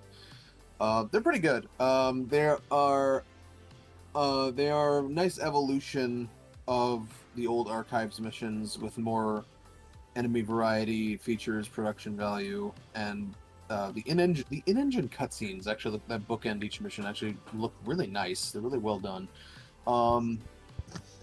And it finally propels. It takes a lot of this lore and starts propelling an actual narrative forward. So Oh, nice. I'm interested to see where that goes. The missions themselves, if you've played the old archive missions, they're nothing groundbreaking. They are definitely a very polished and improved version of that with more mechanics and whatnot, which I'm assuming will be further developed over the course of the campaign to come. But these first 3 missions were pretty good, and I think it's actually it's a decent value if you were getting the battle pass anyway, because it's just the extra $5 on top of it. So yeah, I had fun, and I enjoyed getting a sneak peek at what the eventual Gothenburg map will probably be like.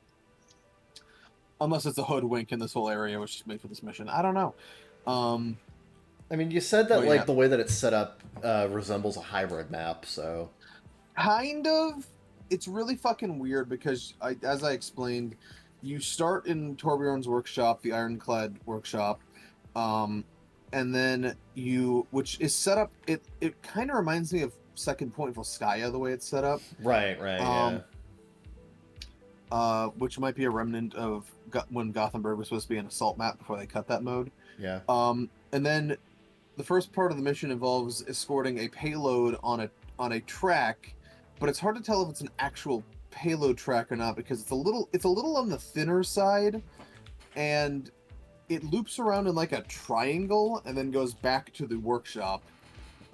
Interesting. Which is interesting because so I'm either it's a either some area along the track is a unique area for this mission, or it's some scrapped thing from the old version of Gothenburg, and there's just parts of the map that I'm not seeing. I spent the entire time while I was playing it trying to, you know me. I was trying to suss out what the actual mode will be in the PvP version of this map.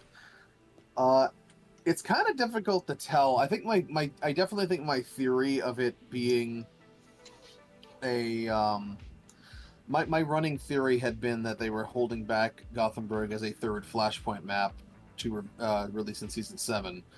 I don't really think that anymore, just because of the way it appears and is laid out in the mission, from what I can see. It feels more like it's probably a hybrid map, but I don't actually know.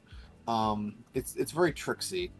If the goal was to obfuscate what the fuck this map type was supposed to be, they did a great job. My best guess is hybrid, but I don't know. Which would be fine. I like hybrid. Having an 8th hybrid map would be cool. Yeah, but that's Overwatch. The only other thing I've really been playing is the Metroidvania Rusted Moss, which I got a good chunk into. Probably gonna get through that soon. And then in a few days, the Black Labyrinth expansion for a medieval is coming out. I'm probably gonna get that. Um, but that's like the one thing because I'm really running out of money. I do want to go back to work. It's just I haven't really solved my primary health reason why I left. Right. So it's gonna really suck if it's really gonna suck if I have to go back to work. Not because I solved the problem I left to solve, but because I just ran out of money. Yeah, it's like coming back. It's like coming back after you failed the mission or some shit. And I think more than anything, I dread the awkward questions of of having to explain to people that because everyone's like, "Oh, you're back. Did you solve the thing?" I'm like, not really. I just ran out of money. I feel like it's really going to depend on what happens on my follow-up appointment, but later this month. But it may be a case where I just go back for a few months just to get more money and then leave again.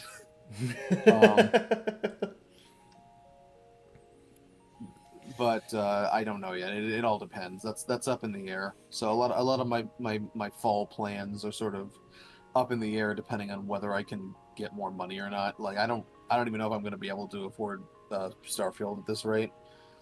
Or also it's a lot of space. I don't know if I have space for it. On True. Yeah. It's like what 120, 130 gigabytes just for the base install. Yeah, something like that. And there will probably be a day one patch as well. Yeah.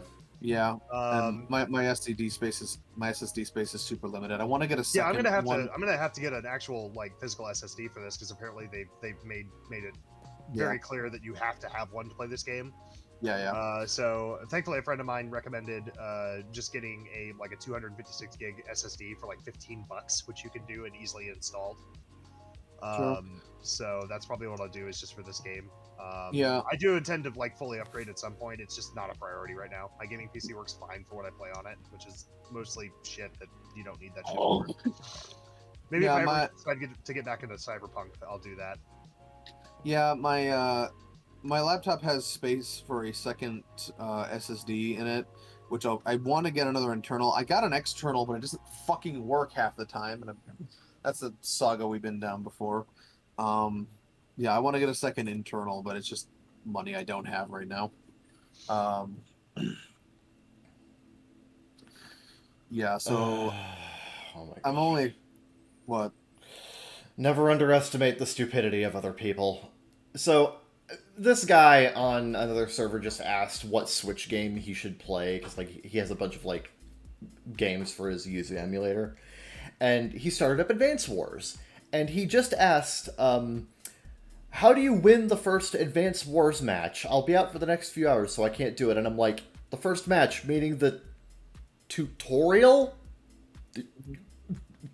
Nell tells you how to win that, and he's like, oh, I ignored her advice and tried to win without it being explained to me. Play the fucking tutorial, please. It's like I want to learn how to play this game, but I don't want to learn how to play this game. The game literally, it is there for a fucking reason. Oh god, please. Can we just not let people that play games, please? Because then they they fail and then they go on a forum and then they bitch about it and they gaslight people into believing the game's bad and then Metacritic score ends up like Overwatch 2. Fucking Jesus Christ! People who are this inept should not play games. Yeah, I think the reason he did this is because he's one of those people who doesn't like the fact that YouTubers are voice actors in this game, so he's skipping as many dialogue sections as he can. Stupid fucking mentality. Stay in your lane, YouTubers. Yeah, right? Yeah. Yeah, how dare entertainers be entertainers? Yeah, I am one of those people where it's like, as long as they are good at their job, I don't fucking care what their first job was. This is one of these fucking guys that are just fucking... there's this whole fucking class of people that are just if they see a TV actor in a movie, they're like, you are a television actor, stay in your lane. Stay in your lane, yeah, sir. They shouldn't have brought Daredevil into Spider-Man because blah, and I'm like, I've literally had. but everybody likes Michael Cox, I've or whatever his name is. I've literally seen Charlie Cox. Yeah, I've literally seen multiple people be like, Harry "Oh." Cox. I've literally seen multiple people who have, for the record, never expressed an interest in Advanced Wars in the first place, being like, "Oh, well, now that I know that Aaron Hansen and Sung Won are in the game, I'm not going to play it." And I'm like, "You were going to play it to start with. Don't fuck with me.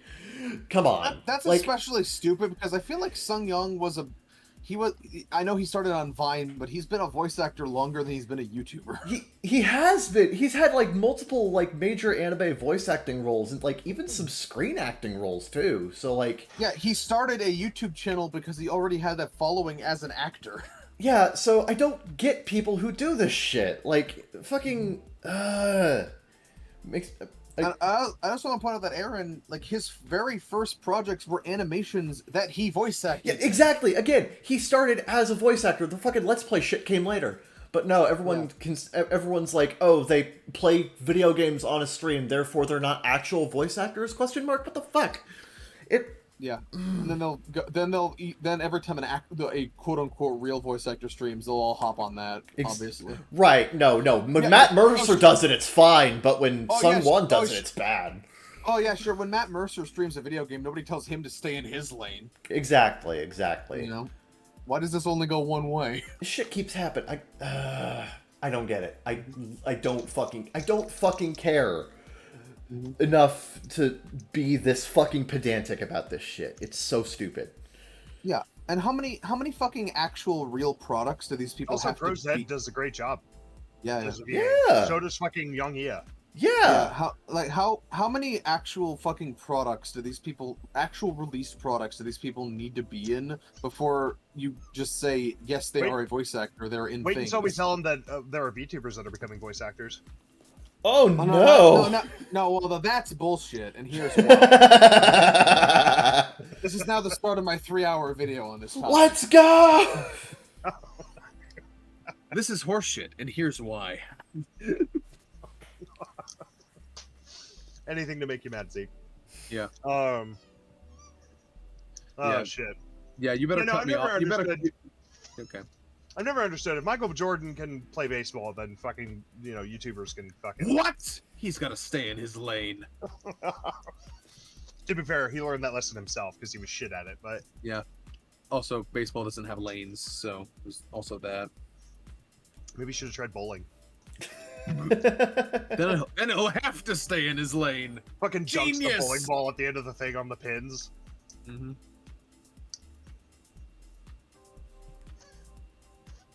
Has like one comically large arm and one noodle arm. Sometimes I think about that guy in Lady in the Water who had the comically muscular arm and then the normal arm. Who made him do that? Who made him do that? Who hurt him? You know what I'm saying? That's gonna do it for the first segment. Yeah, that's good. We're putting a cap on that conversation. We'll see you in the next segment. We'll unscrew it later. Of the Bakagaijin Show.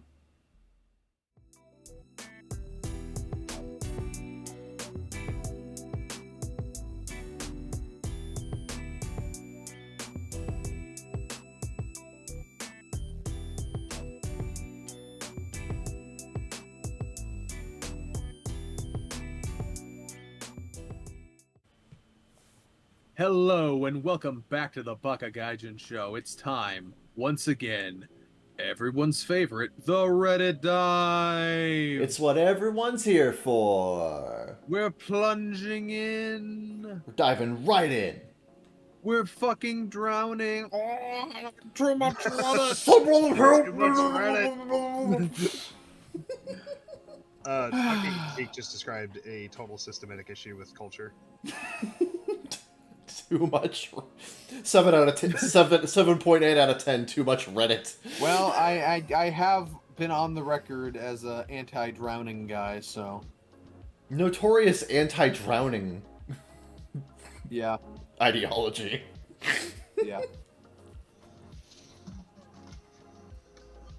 Anyway, it's time for the Reddit dive. You know it, you love it. We're here to see it. Let's get started with a Let's make medium. fun of dumbasses. Let's get started with a medium Tifu. Oh, yeah.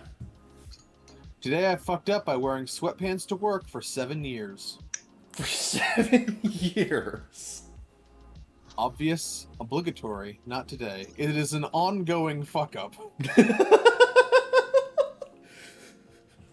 We now return you to this fuck up already in progress. I hate jeans. I hate in italics jeans. I will wear them as necessary to not look like a scrub, but I'd honestly rather wear slacks or khakis as needed. My preferred bottoms are basketball shorts or sweatpants, and I can and do wear them almost all the time. When I changed location at work about 6 to 7 years ago, I moved to a position that requires long pants, and I obviously chose sweats because I may as well be somewhat comfortable at work. What I fail to understand is that the sweatpants are what Ron Burgundy would describe as flattering in the crotchal region. This is not a brag, I am average in that department, but I'm also a grower, not a shower. I know it seems ridiculous, but I was not aware of this function my pants were providing. I just don't really think about my penis that much. I also don't expect anyone else to be taking a good long look at it. Call me naive, I guess. So, a couple of weeks ago, I was informed by a female coworker that she was warned about where she looked on a job by a male coworker as I was slinging penis, which was a term I had never heard. Slinging penis! And baffled me. My That's, bulge... Oh, you never slung penis before? Hey kid, what's a penis? Hey, this man's never slung penis before! I just don't show a guy in a trench coat. He opens his fucking coat, and it's just like a wall of dicks hanging off of his coat. Buy two, get one free. No. He opens his coat and he has those dildos that you like that have like a suction cup on the end. He just flings one at a wall and it sticks. Yeah. Yeah, dildo man. Yeah. It makes a boing, boing, boing, boing, boing. Yeah. Like, that's it. My bulge is... No. It makes the sound of like the fucking door stoppers, just. That's fine, Kevin. I'm not trying to... Okay, continue.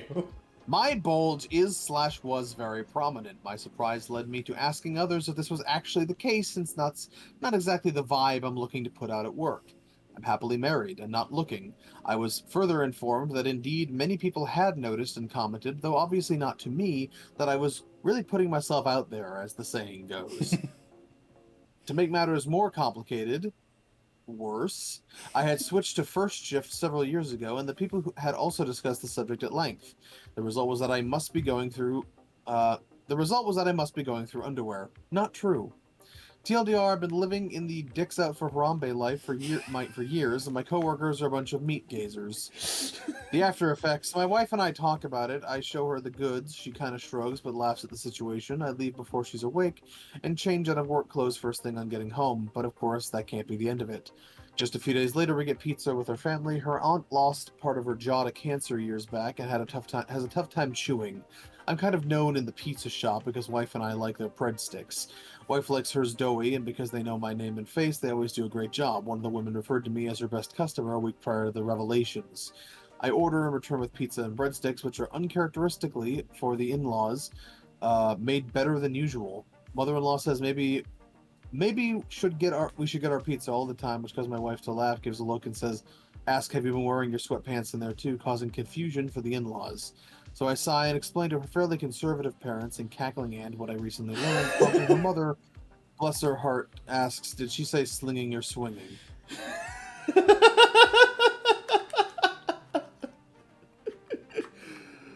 Wow, that's extraordinary. Top comment, double down and switch to yoga pants. Oh, it shows too much? Zoop. Fantastic. That's fucking funny. I love how he calls this an ongoing fuck up, like he's not going to quit doing it anytime soon. No, he has no plan. No, he has no plans of change. Society should adapt to him, honestly. You know what? Yeah, I respect it. Yep, here's one for you, Kevin. Alrighty then. Oh, and it's an NSFW Tifu. Medium. I love those. Today I fucked up by asking my partner to stop eating his own cum after sex. Oh dear. I can't begin to describe how many awards this has. Is this the one that you said I need to read? Maybe, I don't know. I don't. Okay. I don't know. I, F23, have been in a relationship with this guy, M33, for like a year. When we started dating after a month of getting to know each other, we went to his place and did the deed. Enjoyable experience overall, but after he was done, he removed the condom and, with very expert gestures, proceeded to drink his junk right out of it. I was shocked and confused. In my head, I was like, yo, man, what the fuck? He was my first partner, and, like, I wondered if that was kind of normal, common, I don't know. Since I used to be a people pleaser, I managed to hide my shock and disgust and simply asked him, why did you do that? He answered me as if it was the most obvious thing in the world. It's a lot of kilojoules of energy, I can't waste them. It's protein, bro. I'm protein maxing for real. I can't let that precious protein escape. I was even more confused. I was literally speechless in what was being a very nice and romantical night managed to become a very weird and kinda awkward situation. To make things worse, he even stated in a very dramatic tone, I will never allow anyone to eat my semen.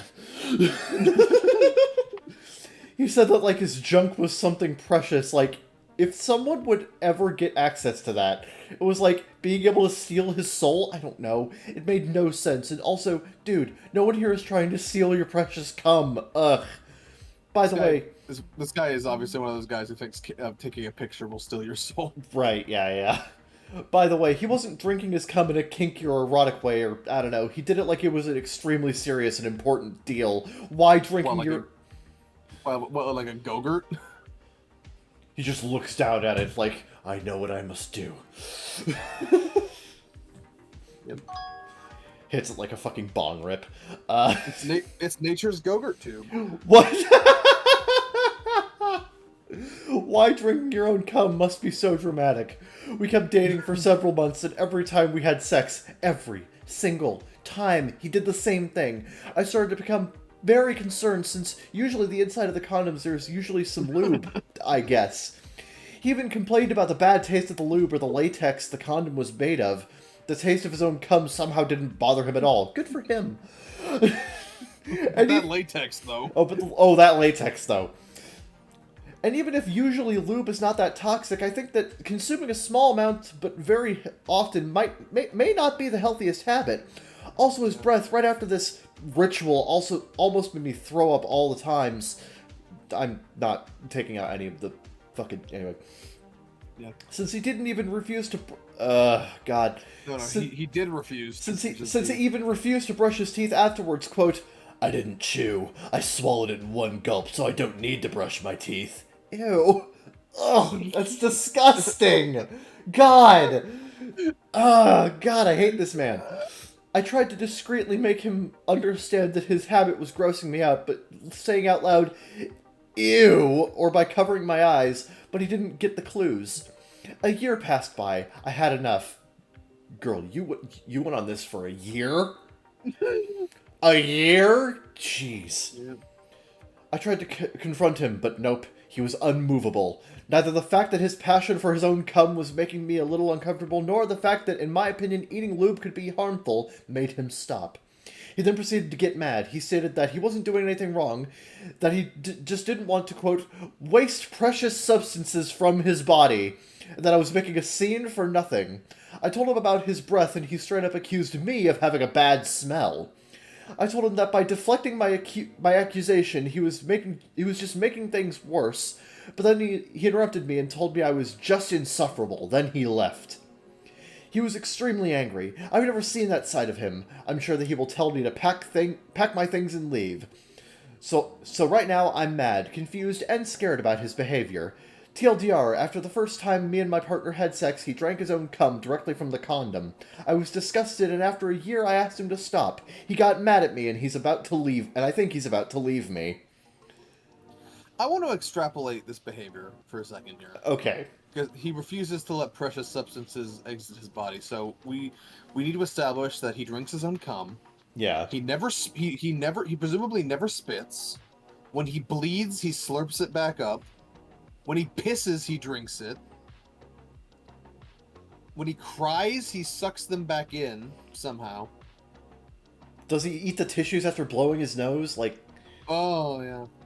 also, he clearly must eat his own shit. I mean, that's also a precious substance. oh my god. Like, how far does this if go? If we just extrapolate it, like, and also if nothing's ever allowed to leave his body, this man must be like just like an overstuffed, oversized person. This doesn't seem sustainable. It doesn't seem sustainable. Also, the fucking top comment thread's hilarious. What happens when he sweats? Does he just lick it all back up? Yeah, right? Oh god. Again, like, how I wish I could say much right now, but like my jaw's on the fucking floor right now, and I'm trying to figure out. I just called AAA because they need to bring out a jack so I can get it back up to my face. I understand. It must be hard to talk in that situation. Like, I'm just sitting here like, what the factual fuck? I mean, Reddit's having a fun time with this, at the very least. I want to know what kind of mentality it is that, oh, I don't waste precious fluid. Do you live on fucking Arrakis? Like, do you just live in a hermetically sealed rubber suit all the time so that all of your sweat just gets, like, reabsorbed into your body through fucking cellulose osmosis? Like, what the fuck is... I don't know, man. I'm gonna read the first few comments. This is like, I don't identify with your lifestyle or your choices, and I think you should kill yourself. Anyway, continue. Yeah, the top few comments are fucking incredible. So out of curiosity, if you blow him, does he let you swallow it, or does he pull out and hunch over the fountain bowl screaming, "Mine!" He never let me blow him. Can't be letting bitches steal his kilojoules. Only got so many, bro. When I was a kid, my father told me never to beat off as a man only has so many shots in his cannon. Don't waste him, he said. Fucking cannon be shooting like an automatic. Yeah, that's not how that works. Dad just tired of the constant noise coming from the kid's room. Getting them kilojoules from his below jewels. Well, Kevin, are you glad that that's over? Yes. Well, don't be, because there's an update. Oh, fuck, no. God. Okay. And it's been upgraded to a large. Oh, you sent me the same thing. You just sent me the same thing again. God damn it. Copy paste. Fucking work. Okay. Upgraded to a large. Upgraded to a large. Today I fucked update by asking my partner to stop eating his own cum after sex. Large Tifu now. Wow, guys. I didn't expect my first post here to go viral like that. Anyway, since... Dude, it's not every day that you run into somebody who just proudly posts on the internet, yeah, I drank my own sperm. Anyway. No, my partner drinks his own sperm because he can't waste those kilojoules, whatever the fuck that means. Yeah, obviously. Anyway, since I received thousands of comments, let's clarify some points. First of all... Go ahead. No, go ahead. No, I said, once again, do you live on fucking Arrakis? Like, go ahead. First of all, yep, it happened for real. It wasn't made up or something. It was my first serious relationship, even though not my first intimate experience. The only thing that wasn't actually true was the fact that all this happened a few days ago. Actually, I think it's been almost 6 years since the day that I left Go-Gurts, let's call him like this. So now I'm 29, but at the time I was 23. Yeah, I know that the subreddit is called Today I Fucked Up, not a couple years ago I fucked up. Maybe I should have posted this story to another subreddit. Sorry about that, I thought it was okay. Anyway. It is fine. I was introduced to Reddit by a friend of mine. He read me the CBAT post from this subreddit. The classic CBAT post. Yep. And I was like, oh lol, I had a similar experience with this dude, etc. And then told him about Go-Gurt. And thought to myself, lol, I should definitely post that story on Reddit. But I wasn't thinking it to go that viral. Not gonna lie, I'm having a lot of anxiety coming from that post, and the comments and the fact that it's been reposted on TikTok, OMFG. Then me and Go-Gurt had sex very rarely, like 2 or 3 times per month, and he didn't finish most of the time. Who finishes Go-Gurt? So he performed this weird Camelier ritual less than a dozen times in total over the course of our relationship, at least in front of me, but I don't think he performed it in secret. So, thanks to all the guys who made the math, but the calculations weren't accurate, since you supposed we were an average couple which has sex every day. No, we weren't. Not to kink shame or something, but probably he was an asexual? I mean, I've never known a man with that little interest towards sex or with such a low level of libido. He had more interest towards drinking his own cum than he did for having sex. Good lord. I think he would rather sink in the cum than cum in the sink. Nice callback, first of all. Secondly, clearly he's not that into sex, because that would waste precious kilojoules. Exactly. He was against masturbation and porn. Gogurt even told me he was okay with not coming for several years. I told him that it's not very healthy for a man to never let himself come. It's like common knowledge, common sense. But he told me that, in his opinion, it was BS. Look, okay, so I'm speaking directly to Ron DeSantis now. This What? is why we need sex education in schools. 29, this woman is. 29. No, this guy was 33, and this is Also what he thinks. true, yeah. Also, guys, please don't judge me for having dated this weirdo for over a year. I know he was messed up and that I was a fool for not leaving him as soon as the first red flag showed up, but remember, you don't know the situation, you don't know me, you don't know all the story. And also, as I said, I was having a lot of self-esteem problems back in the day, and also I was a people pleaser, so I used to accept a lot of compromises, to ignore red flags, to let people treat me badly, etc. My relationship with him was enjoyable from the first period. In the last months it became really problematic, and overall I consider it to be a very traumatic experience for me. So please don't make things worse that I was as messed up as him, etc. I was just young and naive. Here's the actual update! Alright. After the fight we had over his Camelier moments, he got mad. They're really proud of that. Yeah. He got mad, left for a couple of hours, and then came back. He was like, "That's okay. I forgive you." That was what? That was unacceptable for me. I shouldn't be the one to be forgiven. I did nothing wrong. I just asked him to stop a behavior that was making me uncomfortable. During the couple hours that he left me with myself, I was really worried and pissed and kept thinking about how unjust it would be if he decided to leave me, mostly because I should have been the one to end the relationship. Also, I was a little scared because we used to live together at his place. I used to have a very good relationship with his family, and these, plus other stuff, was keeping me from ending the relationship sooner, even though I've been thinking about it for like 2 to 3 months for a number of reasons. So as soon as he forgave me, I stated that I wanted to end our relationship. He reacted calmly at first, then Gogurt changed his mind and got angry again and said a bunch of nonsense like, "I'm very disappointed by you." Like, his attitude was getting on my nerves. Well, I packed up my things and walked away. He was just a very weird, asocial narcissist with zero empathy and consideration for others. I still don't know why he used to drink his own cum. I feel confident dismissing theories The world may never know. I feel confident dismissing theories like preventing me from stealing his cum in order to get myself pregnant. I believe that since he was into Chinese medicine, weird Shaolin monk mindset, and weird religious stuff, he told me he learned a lot of incredible sexual practices while hanging out with a bunch of Satanists. I hope that was a lie. I'm also starting to believe that he was like a compulsive liar because... Dude drinks his own cum. Is that really that far-fetched at this point? Right, yeah. Oh my god. I'm also starting to believe that he was like a compulsive liar because he told me a lot of unbelievable stories that sounded made up. It wasn't the only weird behavior that he had, by the way. I wouldn't really like to share more about Gogurt because there's plenty of funny and crazy stories about our relationship, but I don't know which subreddit would be the best. TLDR. Everything happened 6 years ago. Sorry about saying that it happened a few days ago. I left him since he refused to stop a behavior that was making me uncomfortable and because he was a sick narcissist, weirdo in general. Now I'm 29 and I'm fine! And no longer wasting his precious kilojoules. At long last. Real Americans don't let anyone steal their fuel. Nut fuel can't melt steel beans. Christ. So I'm Jesus gonna assume you're busy. Yeah, I can comment all I want today, but like, yeah. Okay. Alright. Next one. Am I the asshole for making a white people version of food for a potluck? Oh no.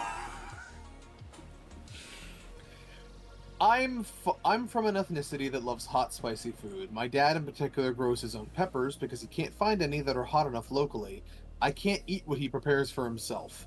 My husband and I are attending a potluck with a group of his friends this weekend. He asked me to make our contribution to the potluck and to please make something from my country. No problem. I like cooking, and I asked my mother to help. We had fun. My sister also pitched in. I made lots, so there was food for us tonight and food for the potluck tomorrow. We made 2 batches. One was about as spicy as buffalo wings, and the other was much, much hotter. My husband came home, and we all sat down to eat. My husband can keep up with my dad when it comes to spicy food. It's hilarious watching a Swede from Minnesota sweating in the middle of winter from a little spice. My dad wanted seconds, and he went to get some, but served himself from the less spicy crock pot. He asked me why I made white people food for dinner. My husband understood the question and asked about it. I answered honestly that I have had bad experiences with people eating food that I took to share, so I always made 2 versions. One as fully authentic as I can make it, the other version is white people food. It's tasty and exotic, but definitely a trade-off. For example, I will use chicken instead of goat for the protein, and I'll use Chicken. 1/4. I'll use 1/4 to 1/6. I will use 1/4 to 1/6 the amount of spice. My sister laughed and said I was being racist by assuming they wouldn't be able to handle my cooking. I said that she's never taken ethnic food to trade in school or at work. She grew up here and has never considered herself anything but American. I think I'm being considerate and not racist by making 2 versions.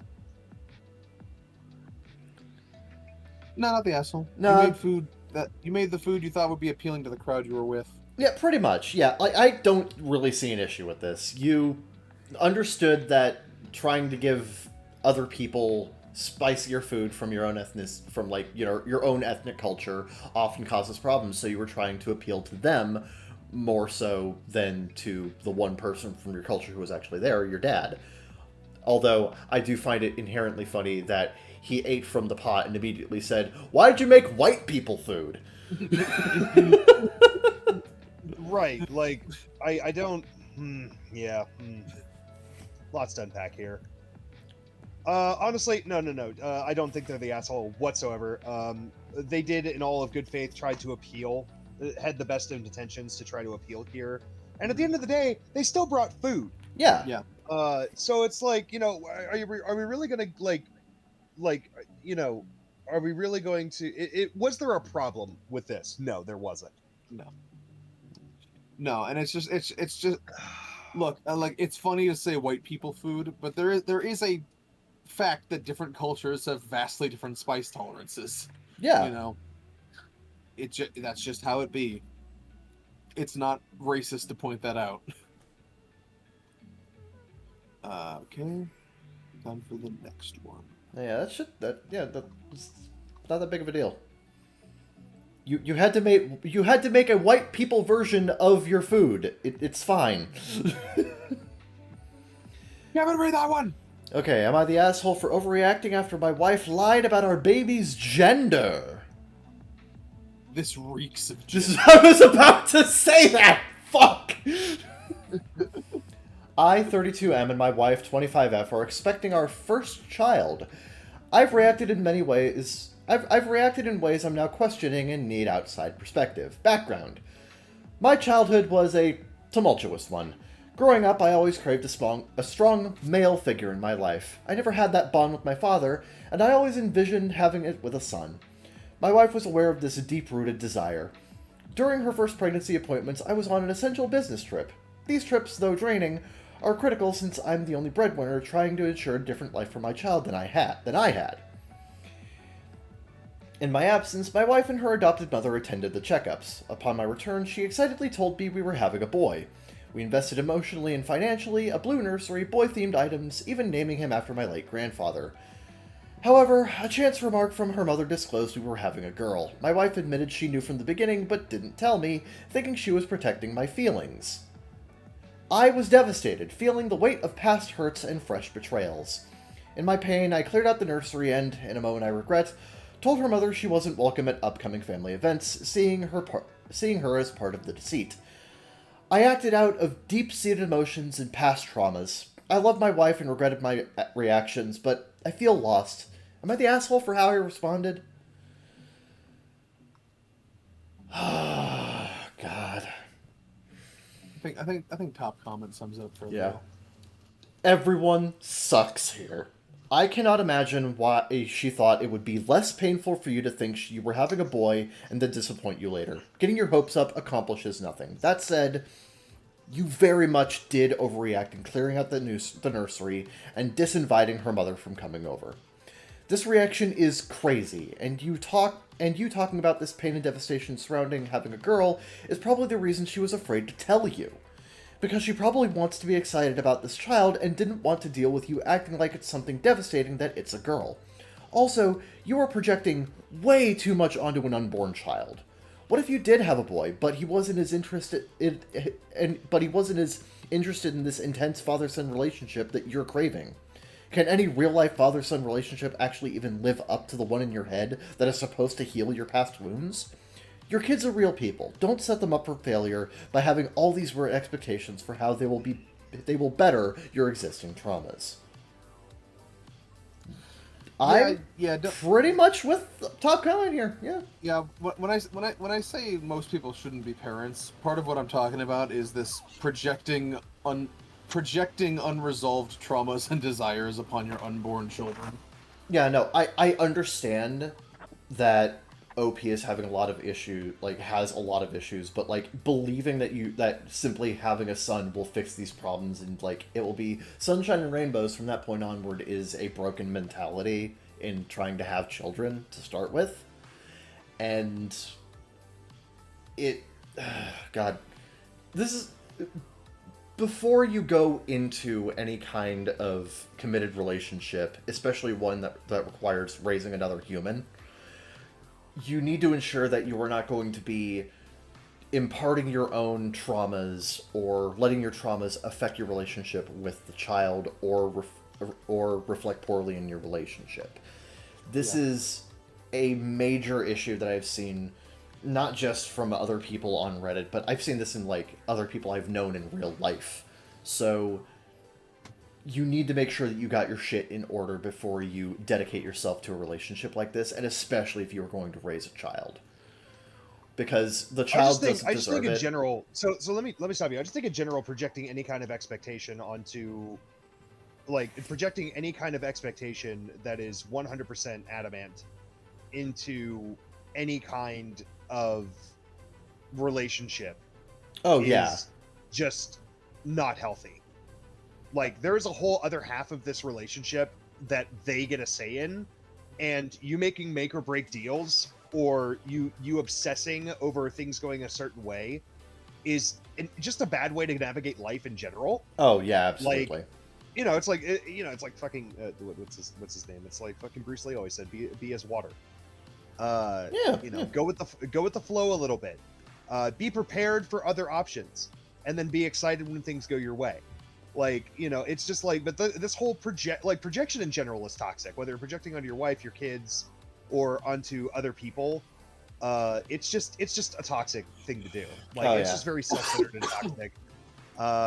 No, so and this person's reaction to all of this was insanity. If you wanted a boy, then you might have tried to convince your wife to adopt. Sure. Yeah. Instead of playing the sperm roulette. But even so, like they said, what if they had a son and they didn't want that kind of relationship? That you have that same problem with adoption. Clearly, what you want is something that shouldn't be expected of someone adopted or born. Exactly. And then I would honestly worry about the son, because how much is the dad gonna project and constantly make sure that I'm gonna raise him exactly how I want to raise him so that he's dedicated to it's gonna be overbearing and toxic. Oh yeah. I feel like the more you want that, the less likely you are to get it. Oh yeah. Yeah, exactly. The more you want, that's exactly how relationships work. The more you want it, the less it's gonna happen. The less likely it's gonna happen. Mm-hmm. Just be chill, bro. Just be chill, and people will like you. You don't need your child. son will like you if you're gonna be fucking. Yeah. If you're gonna, you just need to be chill, bro. This guy does not need a child of either gender. He needs a therapist. I agree completely. There's clearly a lot of baggage that he needs to unpack. Yeah.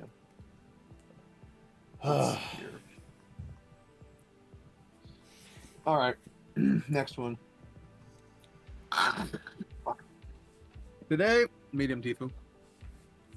Today, I fucked up by missing a glaring opportunity and telling my crush she shouldn't ask for another butt massage and a flirty back and forth. Oh boy. So, I have recently been talking to this girl at my gym. She approached me first. I'm not one of those, hey babe, let me spot you creeps. Now, for context, I am a 23 male virgin and have pretty bad self-esteem and anxiety issues. I find it extremely hard to talk to females. However, with this one girl, I just can't help but be confident in being myself. I even told her I was a virgin when talking about our sex experiences, or lack thereof in my case. Don't ask why I told her. It just came out.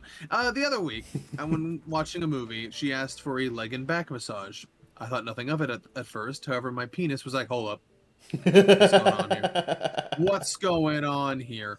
AKA, I got an erection. She must have noticed and started rubbing her leg and feet on it. Oh. Oh. Oh. Oh. I probably should have realized and done something at this point, but okay. So I'm gonna be a pedant here. Okay. He writes, should of, it should have. Should have, It should have. I've seen so many people make the fucking mistake. Every time I see should of, I die a little inside. Yeah, no, every single time I see that, I'm just like, I just have like an involuntary twitch somewhere on my body. It's just... I should have realized and done something at this point. But no, I was in pure panic mode, trying my best not too spontaneously imploded. That'd be hard to do in the past tense. You know, because that's how grammar working. Last night, she needed someone to go outfit shopping, so I went with her and gave her my thoughts on her outfits. I think her plan was to see if I was interested in her, as she kept doing sexy poses and asking how her bum looked. It was nice, to say the least. Later, we went back to hers just to chill, I guess. When we got in, she changed into what she bought. This happened in front of me, which I found odd. She must have sensed it caused her...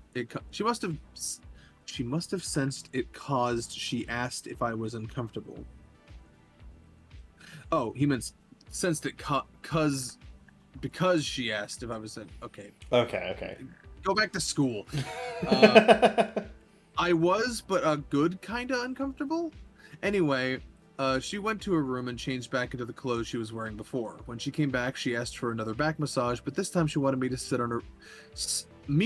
on her bum, as that's how it's meant to be done. So there I was, sitting on her bum. Is this guy British, by the way? I just want to point that out. We may have a we may have a possible British alert. Massaging her back and making my way down her lower back. I started to move her sweatpants out of the way so I wouldn't get lotion on them, but I'm a gentleman, I know. She then just straight up said, "You can massage my butt." This is where the panic set in. Butt massage? So like touching her butt? What the fuck? Pure panic. Pure panic. Anyway, I obliged, gave her a butt massage, but that's it. I was so tempted to slip a finger. Well, I don't know if I need to explain, but I didn't. After the message, she asked, "How were you uncomfortable with me getting changed in front of you, but you didn't mind massaging my butt?" Perfectly valid point in question, in which I still don't have an answer. She then got changed in front of me again. Turns out some lotion got on her sweatpants. Oops. At this point, I didn't mind and kind of watched a little without being too weird about it. Massaging her butt probably helped settle the nerves at this point.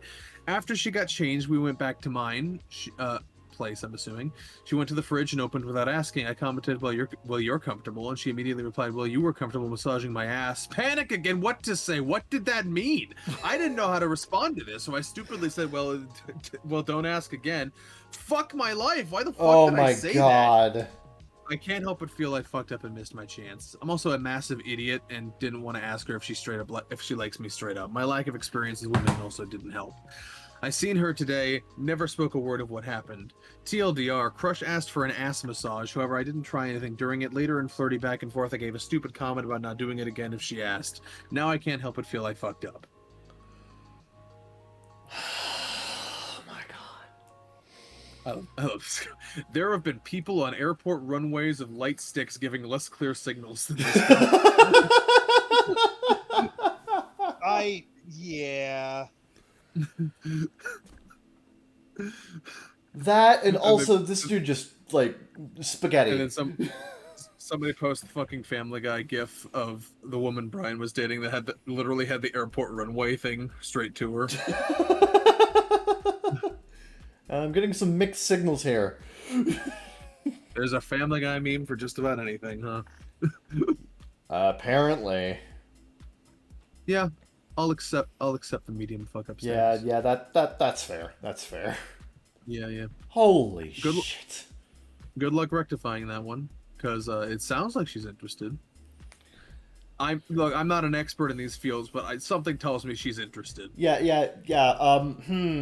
She said I can rub her ass. I wonder what that means.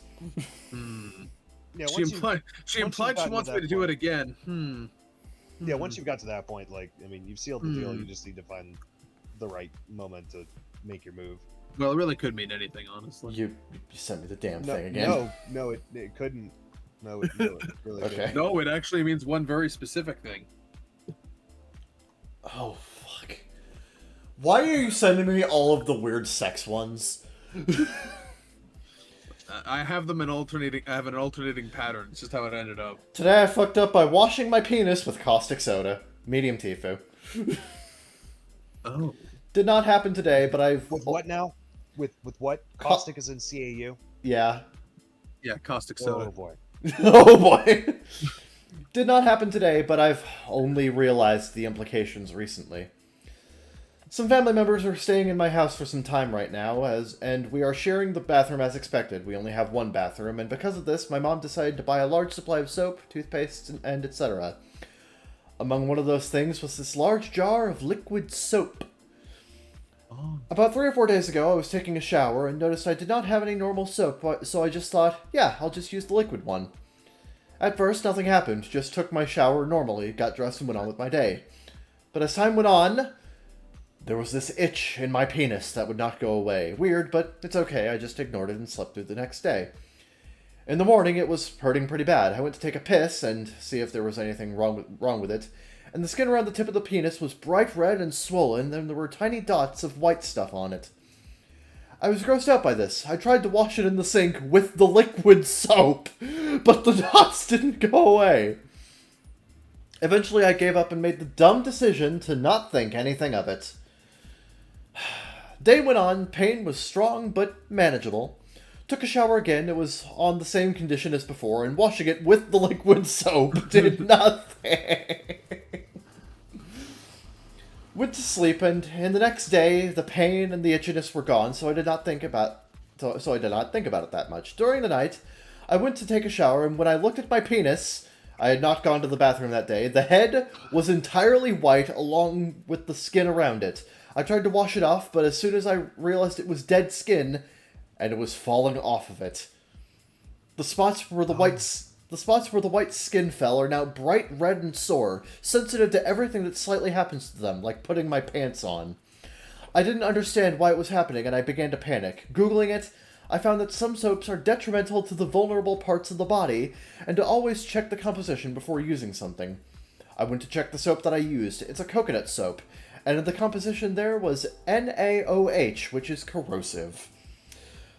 The current state of the skin is that it is falling apart even more and smells pretty bad. I made an appointment with the doctor, but until then, I have to just suffer, I guess. TLDR, wash my penis with the wrong kind of soap, the one that has caustic soda on it, and the skin is now white and falling apart.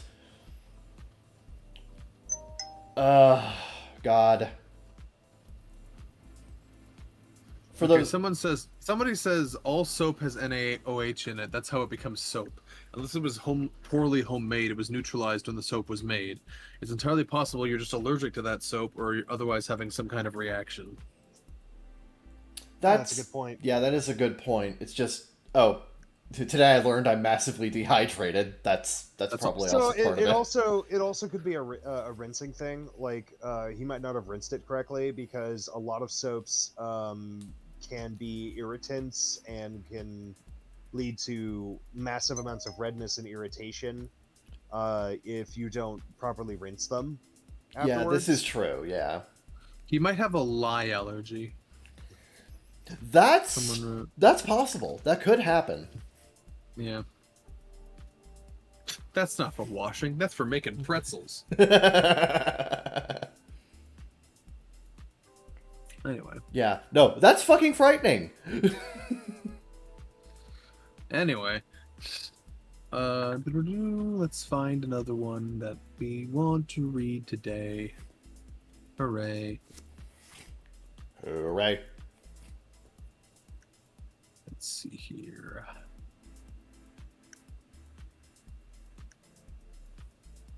No.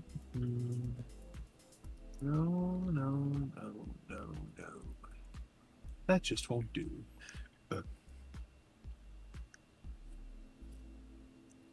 Okay. Let's see. Am I the asshole for not allowing my stepson, 12M, to live with us? I have 2 boys, 10M and 5M, and I'm getting married in the next few weeks to my boyfriend, who has a 12 son from my previous relation. 12 sons? Oh, dear. No. They meant to say son 12M. Yeah, right. Formatting, people. This is why we format these things, so there's no confusion. My future husband's son asked his dad if he could come live with us after we get married because he wants to experience a genuine family dynamic with parents and siblings, given that his biological parents never married anyone else. My husband is on board with this idea, believing it would contribute positively to the boy's personal growth. I expressed to my husband that I have reservations about him living with us based on observations during the weekends he spends at our place. Firstly, he appears to have a strained relationship with my younger son. The 5-year-old? He doesn't have a strained Oh my God. Who doesn't have a strained relationship with a 5-year-old? He rarely includes him in activities unless I specifically prompt him to. He's 12 and he's 5. What activities are they going to do together? When I ask him to assist the younger boy, such as accompany him to the bathroom, he does so with obvious reluctance. Yeah, he's 12. Again, he's fucking 12. Secondly, he displays an excessive competitive streak towards my older son. Oh no, really? The 12-year-old boy? Has a competitive streak? He consistently aims to outperform him and even taunts him when he succeeds. I find this overly competitive atmosphere uncomfortable. I desire my children to grow up in a nurturing and supportive environment. The third and most significant concern is his academic and behavioral performance. My boyfriend has informed me that his son has been struggling academically and has faced minor behavioral challenges. I am concerned about his potential negative influence on my children, particularly my older son. My husband dismisses these concerns as typical for his age. Am I the husband? Believing that with our guidance, he could improve. I sought advice from my mother, and she disagrees with me, asserting that providing a united family environment could greatly benefit my stepson. Both of them label my reasons as unreasonable. Unreasonable reasons. Am I the asshole? Yes. Yeah. They're right. You're being completely unreasonable. He is 12. The other kid is 5. 12-year-old. This sounds like this sounds like entirely normal 12-year-old boy things. This is like, what were you expecting? I cannot stress upon you how unremarkable this description has been. It's like, this child is far too combative and stuff. He does things completely normal of a 12-year-old, and I'm very concerned about it. And I can't handle a 12-year-old! Then why the fuck are you a parent? You're a dick! Anyway. Update. I know that I'm not the best person, but I never mistreated or ignored my future stepson. I care for him. I would never think of hurting him. I realize now that I was being overly protective of my own children and not considering things from my future stepson's perspective. I was afraid that my future stepson might bully my kids. Fucking shit! But now I can see that if he wants to live with us, it's because he cares about his future siblings. Moreover, as a responsible adult, I understand that I have an obligation to help him with behavior and school grades. I've talked to my boyfriend and I accept that he can come live with us. Now we'll need to move to a new house so that each child can have their own room, and we'll work on getting custody. Yay! Yeah, good ending. Hooray! Yeah. Honestly, it's just nice when these end with, okay, I admit it, I fucked up, I fixed it, Yeah. we're good. cool. You love to see it. You love to see it. Yeah, man. It's nice. That's fucking dope-alicious and shit. I mean, at least there was character growth, but like, Yeah. it's amazing how self-centered some people can be. Like, Without they get so laser focused on like one or two aspects of a story that they forget to calm down. You know, go drink for an evening, come back, and like, step back and say, Yeah. Yeah. when you're up the elephant's ass, you can't see the whole elephant. You know what I mean? Yeah. I mean, I've never been in that situation, but like optically, I can understand what you're saying. Yeah. Yeah. Perfectly reasonable thing for J.R.R. Sheridan, whatever, to say. Yeah. Very on brand. Am I the asshole for not wanting to share my dinner with my wife? With your wife. I'm sitting here half annoyed, half confused how to feel. Here's my situation. I hope by the end of it, I'm also half annoyed, half confused. My wife did not work today. Has been hanging with the kids all day. You mean raising children? I think the implication is she normally works. Yeah. I got home from work at 5:30 and did a turn and burn to jujitsu class. What the fuck is a turn? What does that mean? What? I have to. Okay, hold on. Does that mean you come home and then No, a turn and burn is when you aggressively turn around and burn rubber or move fast in the other. Yeah, that's what I was gonna say. Is that when he comes home and then he hangs his coat, does a quick pivot, and then runs to jujitsu class. Actually, no. That is the exact definition according to Urban Dictionary. Huh? There you go. Oh, there you go. Getting to a destination, immediately turning around, going back home, commonly done by truckers. I can infer things from language. Burn rubber. Yeah. Anyway, it's also used in gaming when you're losing, or it's used in gaming and sports when they say, this team needs to turn and burn. That means they need to turn the game around fast. Yeah, sure. If they're getting towards the end of the time and then the score's starting to slip, they're like, gotta turn and burn, guys. Oh, okay. Yeah. Anyway, dinner was not discussed, but since I was getting home at 8:30 from, I assumed I was on my own for dinner. I get back at 8:30, absolutely starving and exhausted. I had been planning my dinner all day. Poor man's sushi. It's just canned tuna, rice wrapped with seaweed. I write down everything I eat in a food log and sushi again. I write right. He said it was poor man's sushi. I don't care. Poor men eat better sushi than that. They go to fucking Lawson. Or Kroger. I write down everything I eat in a food log and Kroger sushi ain't bad. Yeah, it's fine. I write down everything I eat in a food log and had planned this dinner in advance. I had the exact amount of rice and only 2 sheets of seaweed. I get home and my wife and kids are in the bathroom taking a bath, so I get to work on my sushi. I have the entire thing written down and I'm ready to feast. I'm giddy with excitement, sitting down at the table. All of a sudden, my wife comes out and into the kitchen and says, "Can I have that tuna? Me and the kids went out for a late lunch and I haven't eaten." I pause. Obviously, not happy with this news. I don't want to share, but I also acknowledge that hogging all the food would be selfish. So she notices the pause and goes, "Fine, I guess I'll just figure something else out," in a pissy tone. I go, No, we can split it, and I give her half.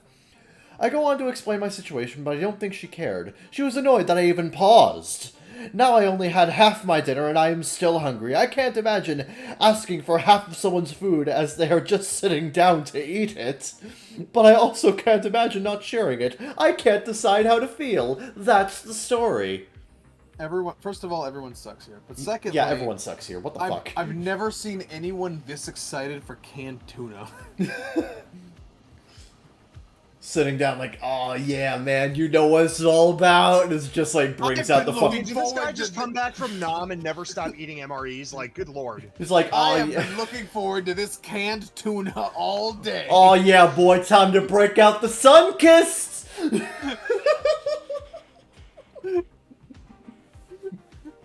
Oh, when I see that dolphin, something just lights up within me. Dude, you're getting excited for food people give their cats. Shut up. Yeah, everyone sucks. Everyone sucks here. God.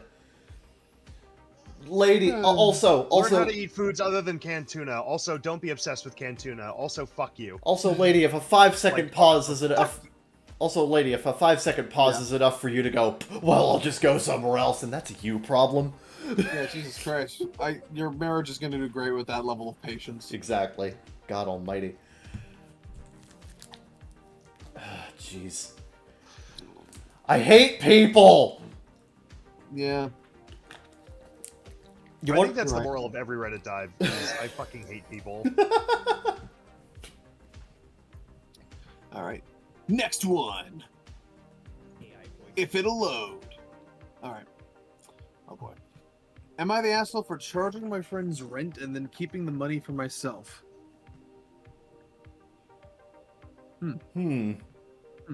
This will be my first year in college. Need context. This will be my first year in college. When I got accepted, the first person I told was my uncle. We're very close because he took care of me when I was little because of my parents' crazy work schedules. Anyway, my grades were good enough to get me in, but not enough to get me any scholarships. That means I'll have to take out loans for tuition and work for my expenses. When my uncle found out, he said I should just concentrate on school instead of working, but my dad, his brother, said that money is tight right now, so my parents can't help me out as much as they want to. My uncle has investment properties all over the place, so he said it's not a big deal for him to buy another one near my campus, which he did. Then he had contractors renovate the house, so emerging in there is brand new. He even had them install a bay window in the master bedroom just for me, and I got to pick out everything else like the carpet and counters. He told me he wants me to concentrate on school and not work. Instead, I can be his landlady and rent out the other 3 bedrooms and keep that money to fund my expenses. This is what people mean when they say white privilege, by the way. Yeah. I have a group of friends who are attending the same school, so I made a deal with them. Studio apartments are going between $900 and $1,500, not including utilities. I've never found a studio apartment for $900. Where does he live? Even in Dayton. Go ahead. Going between $900 and $1,500, not including utilities, around the campus, with the expensive ones being closer. My uncle's house is 1 street over from campus, so I can literally just walk to class every day. I'm charging my friends $700 per room, or if they double up, $350 per person per month, and split utilities evenly. They all jumped at the offer, and no one asked any questions until recently when one of them asked how much the overall rent was. I was honest and told them about my uncle and our deal. That blew up in my face because now every one of my friends are calling me greedy for charging them rent than pocketing the money. We're all in a huge fight, and they all either want to pay nothing or throw in a couple hundred for utilities. I cried to my uncle, but he said now that I'm an adult, I need to make my own adult decisions. He'll stand by my decision. I don't want to lose my friends, but I don't want to disappoint my family with bad grades either. I thought I was being fair with rent, but literally all of my friends are calling me a greedy asshole. Update. Actually, I think I'll read top comment before the update. Okay.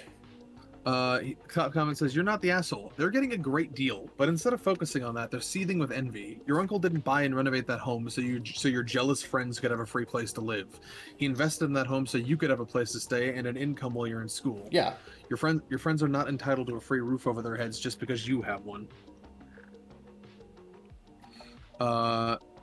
So there's that. But now update. Thank you for reading my post and giving me advice. I went to my uncle, this time without crying, and told him some of the advice given on here and asked him for his advice. This time he didn't tell me to make my own adult decisions and told me he was waiting for this conversation.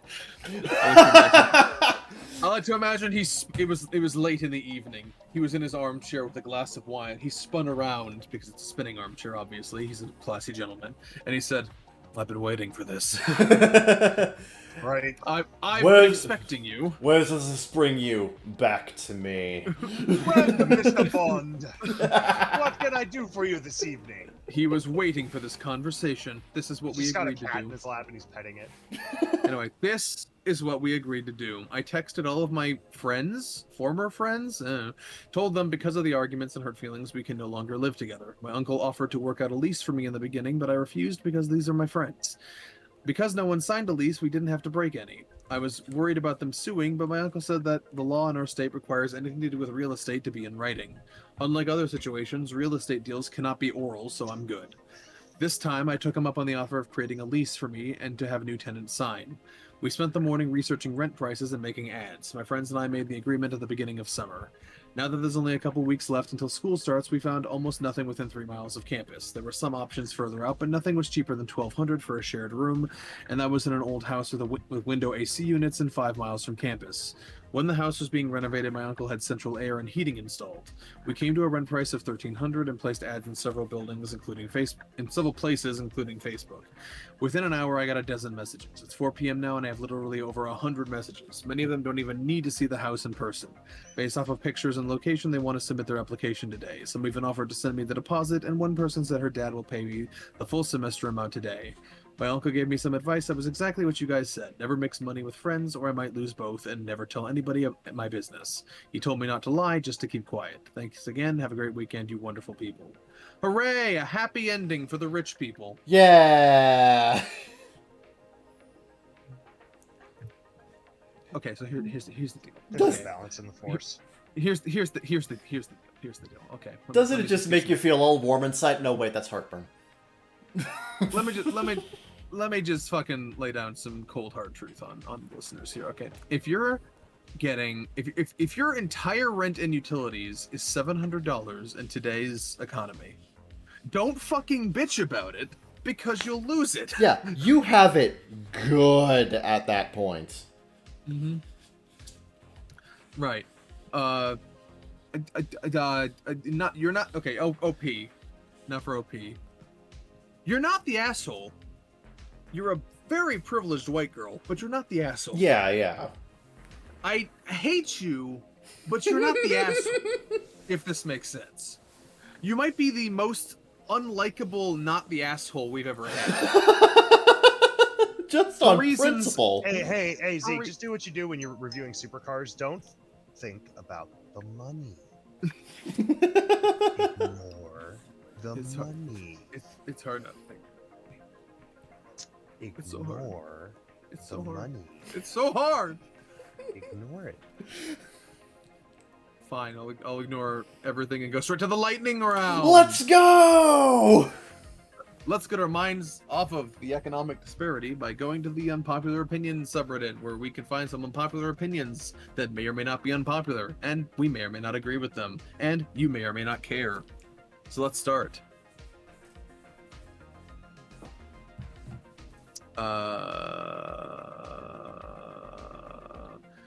Granny Smith are the best apples.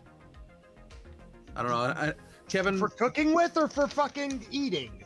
hold on. Here. Because for cooking with, I'll agree. For eating, you're a psychopath. They said they aren't sweet, they're not bitter either. They taste fresh and juicy and have less fruit sugar than any other apple. I can eat them without worrying about calories. I've tried many different red apples, and while they tasted nice, nothing can compare to a nice granny. Appreciate your green apples, they are the best. Please don't phrase it as nothing can compare to a nice granny. Yeah, that's the first bit of criticism. That's my takeaway. Granny Smiths, they're all right to eat. They're definitely better in baked goods. Oh yeah, like Granny Smith's in a pie. Yeah, Beautiful. they're perfect when you want to bake with them. Yeah. They're perfect when you want to make baked apples or when you're making like apple pie. I They are think the go-to if choice for you're apple just pie. eating them raw, they're like a solid B tier. You know, Yeah, I think. Yeah, I would much rather have like a Fuji apple or a Golden Delicious. Mm-hmm. Oh yeah, As long as it's not Red Delicious. If you had said Red Delicious, I would have been coming to your house to murder you and your family. Has anyone? Red Delicious are those shitty fucking bitter apples that are hard as shit and cut your gums that they feed you in schools. No. They were named ironically by bitter scientists. Yeah, either Yeah. they're like hard and bitter, or they're like soft and mealy, and it's just. Ugh. Yeah. Has anyone managed to try one of the newfangled cosmic crisp apples? No, I have not. No, they don't carry them at my local grocery yet, so Hmm. I haven't had them either. I'll have to look. yeah. Anyway, unpopular opinion. Too much focus is on strangers when discussing pedophilia. Yes, 1,000 times yes. Yeah, I was gonna say that's the they even brought this up on Law and Order one time when like there was a random scene where Stabler was like at like a school or something and he was doing the normal got to teach kids about stranger danger thing, and he talked about that, but then he was also like, but I want to warn you, and I don't want to scare you, but like more often than not, the biggest dangers can come within your own family. So if somebody ever makes you feel uncomfortable, like Yeah. So this guy come says, save me. General sexual violence is a similar problem. Phrases like stranger danger teach children and women to treat all strangers like a threat. On top of eroding the social fabric as people get more and more hesitant to even talk to one another, it also isn't necessarily helpful. A whopping 7% of reported cases were by strangers, while 34% were family and 59% were acquaintances. Yep. Society at large is too hard on strangers and too lenient with family and family friends. How many people have been victims of abuse because people are blind to the ills of people close to them? Larry Nassar and the entire Catholic Church come to mind, but I'm sure there are many, many more examples. If people raise their children to recognize strange behaviors no matter who they're from, and people didn't excuse or willfully ignore when people close to them are weird, these problems would be much more rare. Yeah, no, I agree. Yeah, that's very true. Yeah. Let's see here.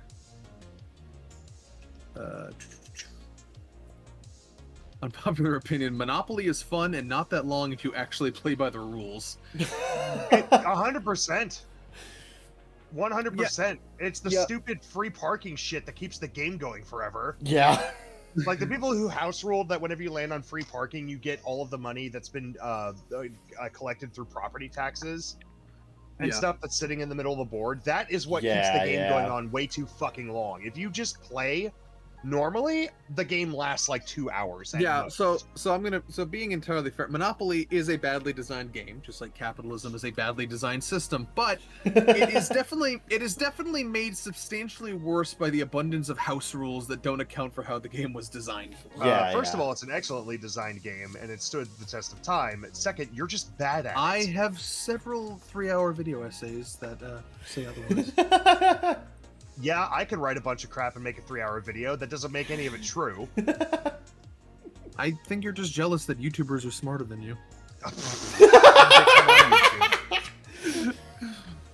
Anyway, Unpopular opinion: the gym culture is so cringe now. I don't know. I'm not part of the gym I don't know. I culture. haven't been to a gym since I was in college. So Yeah, I would not know. if I work out, I do it at home.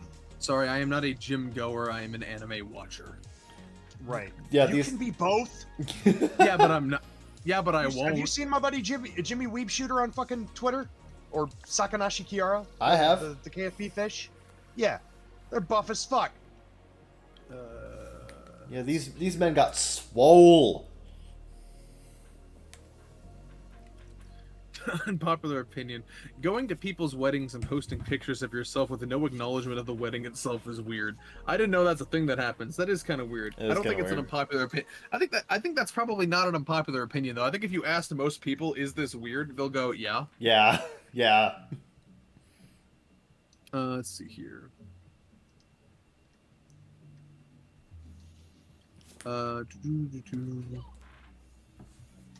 see here. Unpopular opinion: school children should not have to ask for permission to use the bathroom. Oh my god.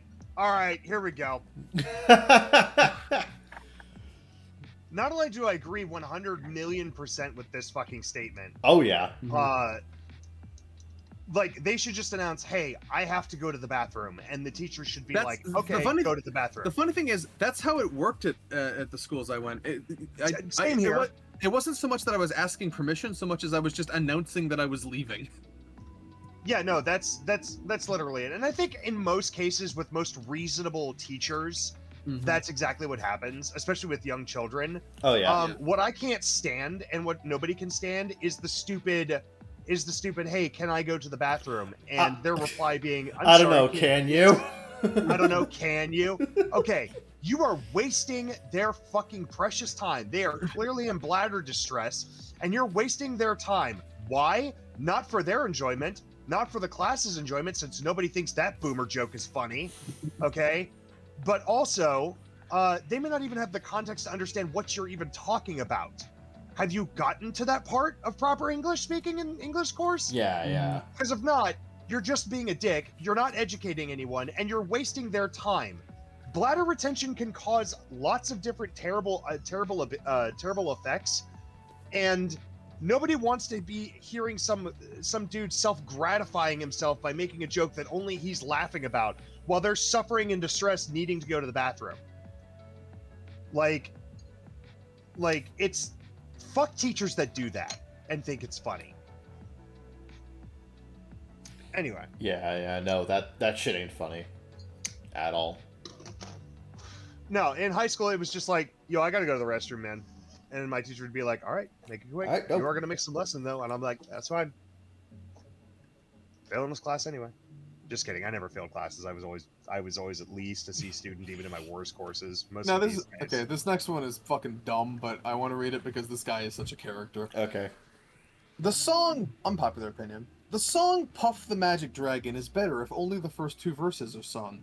This song has always bothered me. It bothered me as a child enough to make me cry, and it bothers me today as an adult. Obviously, as a child, I found it sad because the 2 friends never meet up again, but as an adult, I just noticed how screwed up it is. The first 2 verses are about best friends being friends. It's a fun and happy song up until the middle, where the whole song gets a twist and it becomes a sad coming-of-age song. That's not what I came for. I came here to listen to a happy song about a dragon. If you sing only the first 2 verses, it's just a happy story and not the sudden twist part. Disclaimer, I also rewrote a bunch of German fairy tales to be happier.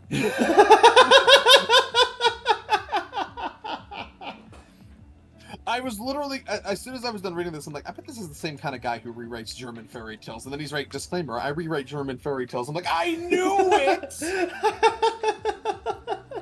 I just like one of the top comments. It's important to explore all emotions. True. Like, yeah.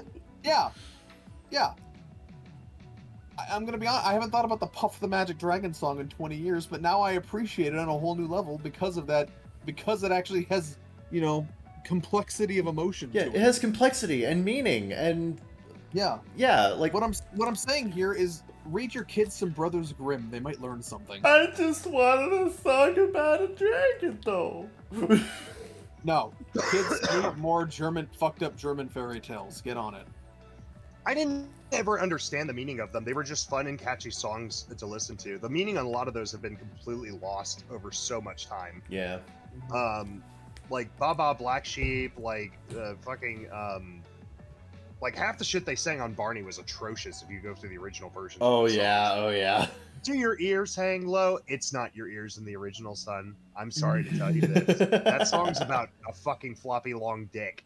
And you're teaching 9-year-olds to sing it. Congratulations. Awesome. Also the eeny meeny miny mo rhyme. That tiger is not the name.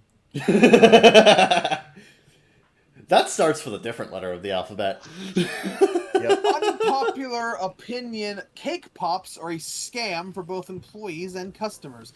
I said what I said. The fact that people would pay near $3 for basically one big bite of cake with a shell that feels dried overnight icing is crazy to me. I've been to the good hip bakeries too. Same there. I feel bad for people who buy them because they fell victim to a trend, like elderly people buying gift cards for the IRS on the phone. It's like they don't know any better. They haven't done the math in their head. Their only excuse for buying them for your kids is because they haven't figured out the math yet. To make them no extra cost than a cake, but so much more useless work for the employees. The only people making money are the owners. Maybe I'm wrong, but I really don't think I am. No, he right. No, he right. He right. Yeah, he right. I've never understood cake pops. Are cake pops those things where they put a little bit of cake on a stick? Yeah. Yeah. I mean, okay, so I like them because I like them, but only when you can get multiple types all at once. Sure. Yeah. Like, so if you like, you get one that's cheesecake, one that's regular marble cake, one that's like chocolate cake, one that's German chocolate cake, one that's like strawberry shortcake, like that makes sense. You're getting like a sample platter of cakes, Sure. right? You're getting the whole fucking palette in your mouth, which is Sure. an awesome idea. But like, yeah, pretty much agreed on everything else. Yeah, like If that. your place is doing cake pops and not offering a shit ton of extras, or they're not like something you can buy for $2 at a fair, like fuck you. Yeah. They're talking about the normal ass fucking cake pops you see on like the counter at Starbucks for like $3-4. Like fuck that. Yeah. Fuck that. That's like, you should be at least getting a whole slice of cake for $4. Yeah, that's what I'm saying. Like Cake is flour and sugar. It's not fucking hard to make, nor is it expensive. Those are two of the most mass-produced commodities on Earth. that's why it's so fucking stupid, because you could literally go to the fucking Giant Eagle Bakery or whatever and probably get a whole fucking cake for $10 or whatever. Yeah. Yeah, you can. You absolutely can. Also, you Yeah. said Giant Eagle, LMAO, Northerner. Yeah. Down here in Ohio, and Columbus, and Cincinnati, everywhere that's not Cleveland, we have Kroger. I think we have a Kroger around here, but more commonly there's Giant Eagles, yes. Hey, their hot sauce though, their in-house brand hot sauce fucking slaps. Oh, I don't think I've ever had it. It's also not sugar based or ketchup based, which a lot of hot sauces are. Yeah. So if you're on like an if you're on a low sugar diet or something, it's fantastic. I have a bottle right here. I picked up in Pennsylvania actually. Oh, Giant Eagle hot sauce. that's Fuck crazy. yeah. That's crazy. What is it based on? It's a pepper puree and vinegar based hot sauce, kind of like Tabasco. Oh, I assume most hot sauces were pepper based. Well, a lot of them use ketchup. Like Frank's Red Hot actually uses like sugar and ketchup as a base. Yeah. And so this is aged cayenne pepper, distilled vinegar, water, salt, and 2% of less of preservatives and garlic powder. Yeah. That's it. It's cayenne pepper and vinegar with some salt. Yeah. That's how you make hot sauce. Anyway. But I don't know anything. I'm just an official sous chef for the global fast food empire that doesn't exist. Yeah. That's authority of a kind. In a way. Let's see here. I like this one. Unpopular opinion: small dogs sound like Eric Cartman.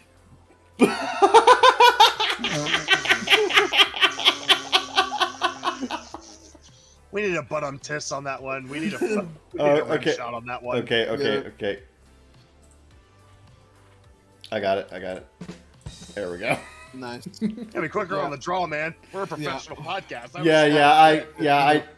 me put that on the fucking favorites. I just want to point out that that's not an unpopular. That's more of a shower thought than an unpopular opinion. Yeah, we're going back to our shower thoughts, dumbass. Yep.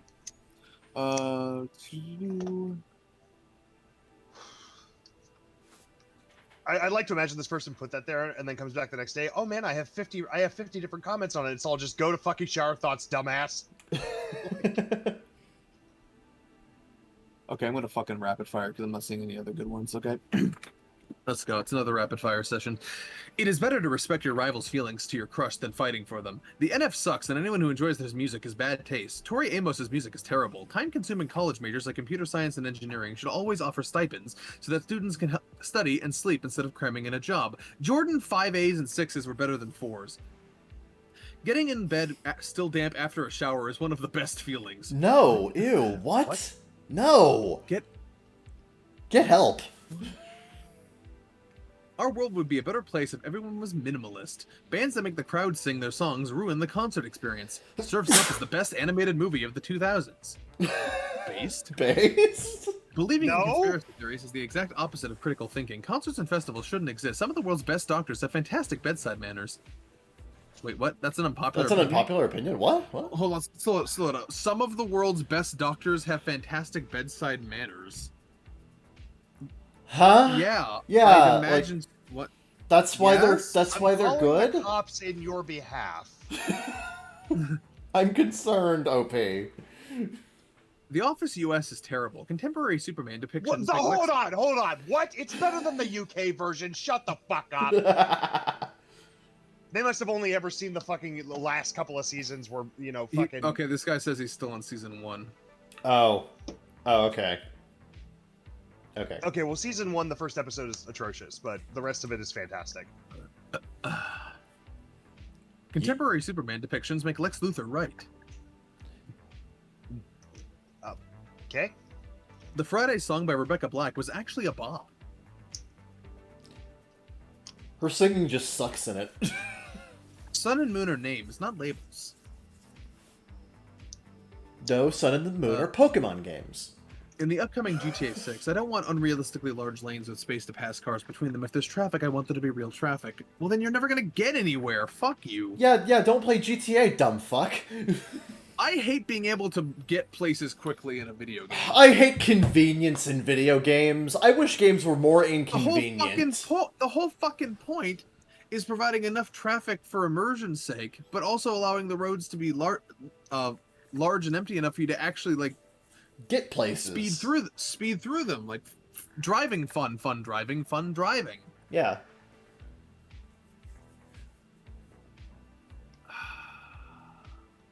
Damn, that was People- stupid. People shouldn't be considered rude to burp in public. I don't need Spotify at all. YouTube works perfectly fine for listening to music. The conciergification of society through delivery services is becoming a huge problem. Yeah, I guess. I've never called it the consergification of society. Yeah, that's a bizarre one. Hold on, what the fuck? Okay, hold on. This one I have to slow down for. Unpopular opinion, age should be tweaked for some people after a few decades. There are people I know who are in their 70s but have the physique and energy of a person in their 50s.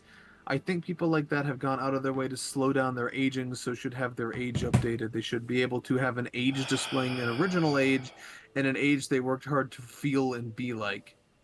You realize that age is just a measurement of time passed, right? It implies nothing about your actual physicism. Yeah, physique. It really, like, you're only, like, I tell people this all the time, like, being 30 is not the end of the fucking world, guys. Like, you are as young as you want to feel. If you spent your 20s on fucking meth, then yeah, 30 sucks. If you spent your fucking 20s, like, working out, seeing the world, expanding your knowledge base, and being successful, being 30 doesn't feel any different than being 20. I feel like it's just like regardless of how you live, your age is your age. Like, fucking Yeah. This guy's stupid. You can't. This is so arbitrary. You can't quantify. Are you high? Like, we use the passage of time as an indicator because it's static, because like it's a thing we can measure. Everything else you're talking about is arbitrary and subjective. And the only reason we have restrictions on things like, smoking, alcohol, things like that is based on a certain age is because it's a lot easier than going through a fucking bureaucratic process of approving licenses to be a dumbass. Yeah, these things are based on broad generalizations because it's kind of the best we can do. But, like, this is all fucking arbitrary, and you can't quantify this other fucking things you're talking about. Yeah, I think all 12-year-olds should be able to... I think all 16-year-olds should be able to go to college, Not just the genius ones, because... I agree, but also, what I can quantify is that OP is a dumbass. Yeah. Yeah, that's fucking... What the fuck? Who raised you? Unpopular opinion, going for walks is not a hobby. Sure, I guess. But it's it depends on what kind of walks you're doing. I mean, if you want to split hairs here, I mean, if you're a hiker, what is a hike? Or one of those guys that like has the apps that draws a line as you walk, so you make a giant dick in your city. That's a hobby. I was to say, hiking, geocaching, like there's lots of ways to make walking a fucking hobby. Yeah, but just going for a walk around your block, probably not the most exciting hobby, and I doubt a lot of people are going to be into that. I think what the point they're getting across is that walking itself is not a hobby, but hobbies may involve walking. Yeah. They just worded it really fucking stupidly.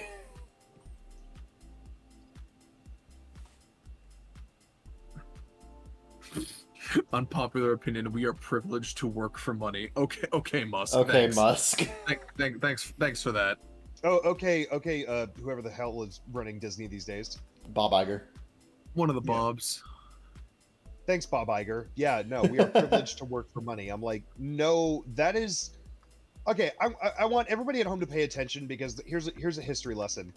The reason we created money in the first place, at least where all the logic leads us, is because it was a lot easier than always going to your neighbor's house to fix something of theirs in order to feed yourself without having to run your own farm. Yeah. Money is a quantification of the amount of labor you have contributed to society. You then trade that labor that you have worked to others for their goods and services, for their physical labor. We are not privileged. This is just an expected and earned part of our fucking existence working within a society. Like, everybody works on something, so everybody should be paid. It is an expectation of society. It is part of the social contract. It is not a fucking privilege. Unpopular opinion. Anyway, go ahead. Trucker caps are garbage. Trucker caps are I mean, if they're not your thing, I get it. Someone woke up yesterday and said, "You know what? I fucking hate trucker caps. I'm gonna complain to Reddit about this." I hope whatever Starbucks you go to while you're, sipping lattes on your high horse, I hope the trucker who brings the supply to that place just like runs into the fucking Starbucks and demolishes the whole fucking thing and kills you while you're in it. Like, do you want a salad while you're sitting on that high horse too? Is there anything else I can get you? Like maybe trucker hats ain't for you, man. But like, come on. Unpopular opinion: the Hollywood strikers are entitled and unrealistic about the industry. Oh, Bob fuck Iger's off. having a real time on Reddit today. I was to say, fucking Bob Iger, pro-capitalist,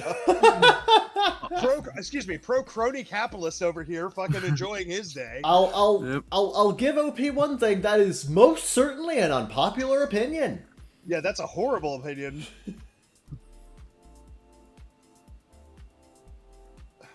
0 out of 10, closer to a -1 than a 0. Fire again.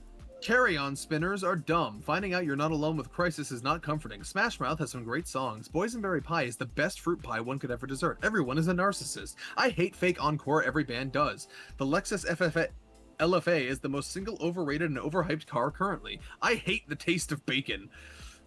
The criminals that turn to Christ just want to feel better about themselves. People who complain about their social battery being drained need to grow up. Being selfish is not a bad thing. Adult trick-or-treating should be destigmatized. There are so many human offenses that were just spoken here. People who don't like social activity, people who are introverts need to grow the fuck up. I'm like, you know what? The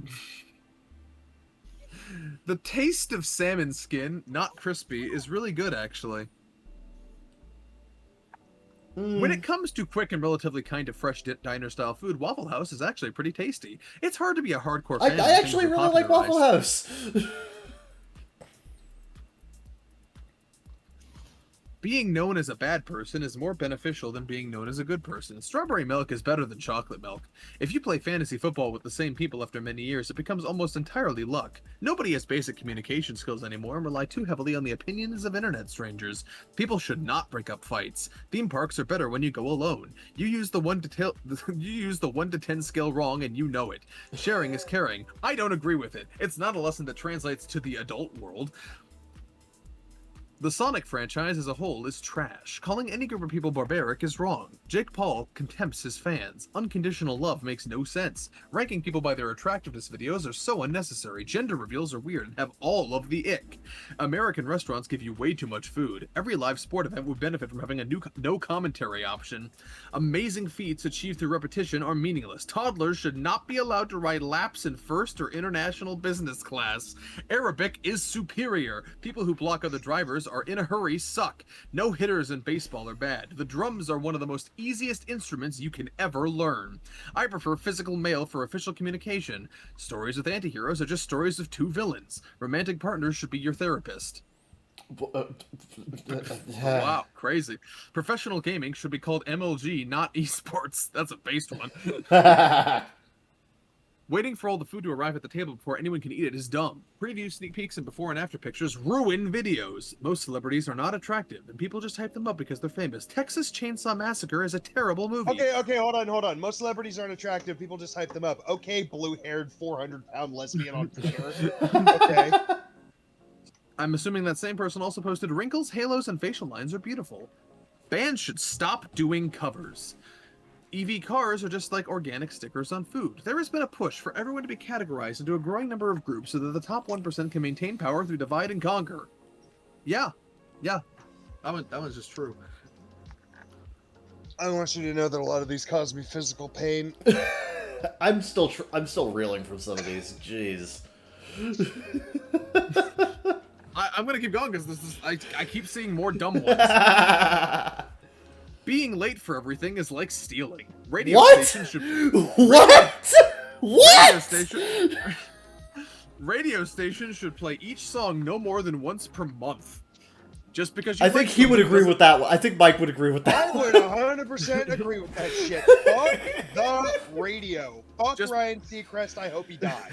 Just because you don't like something doesn't make you divisive. Epoxy pour art is just as bad current computer art issues. Learn to write good.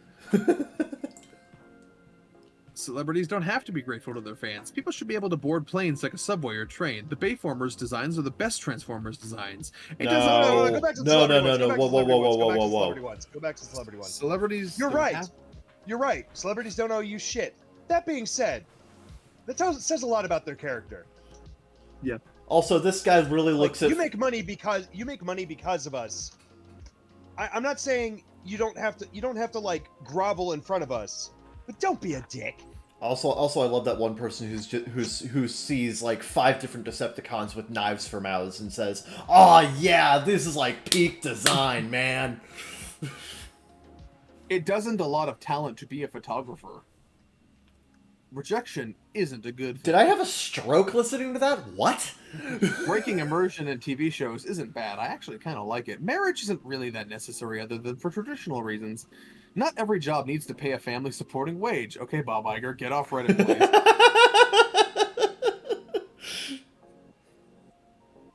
Rewatching a movie or show is an absolute waste of time. The vast majority of public road construction projects are way too inconvenient to be justified. Hold on. So you're saying that you've never missed a single detail in any show that helped enrich the story even further beyond No. than what you've already done? No, he has a no. User Real Trendy has a perfect memory. And perfect attention span. Yes. Cool. Can you please watch half the animes that exist and tell people why they're fucking stupid then? The vast majority of public road construction projects are way too inconvenient to be justified. I don't really care about old monuments, even if they are part of humans' story. Math homework should be mostly word problems. Espresso beans are best eaten plain. Let me tell you something. No, you have to repeat. You have to do repetition. Like no, you have to do repetition so you can understand the mechanics of the math. Then you apply it to real world situations. That's the whole point. Yeah. For you, espresso beans are best eaten plain. I do agree with that. Okay. Although I do like the chocolate covered ones too. Sure. I used to straight up, like, when I was having a bad morning at McDonald's, like, I would literally go up to the espresso machine, pop the lid open, scoop a few out of there, and I would just chew on them throughout the day. I mean, shit, it works. It can work.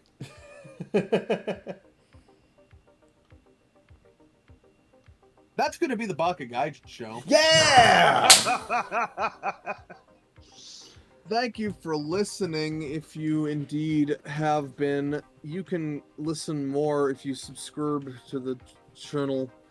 Subscribe to the channel for great videos of me simping and yeah, Other wrong and opinions. feeling up my body pillows. Let's go! Well, she's been doing this entire time, and you had no idea. Oh yeah. Oh, obviously. Oh yeah. Mm. Yeah, you can join our Discords, link below. You can also follow us on Twitter at ZeekFreak, at CCharmanderK, and at Saradin Sedranor. We'll be back at some point. ZeekFreak out. Ciao, ciao for now. They tell me that I'm never gonna make it. They want me to do something that could make sense. They hate when I keep dreaming I'll be famous, but I don't give a fuck, I'ma keep chasing. I got all this potential that's deep inside of me, but they hate when you're successful cause they try to be. They sit there being judgmental because you're trying things, and they just want you to settle and do the right thing. So get a good job, don't slack off. Wake up every morning, make a good impression on your boss. Don't do anything that I wouldn't do, and when you're making money, make sure you don't spend it too soon. Fuck that, I'll do what I wanna do. I got a different path from everyone, and that includes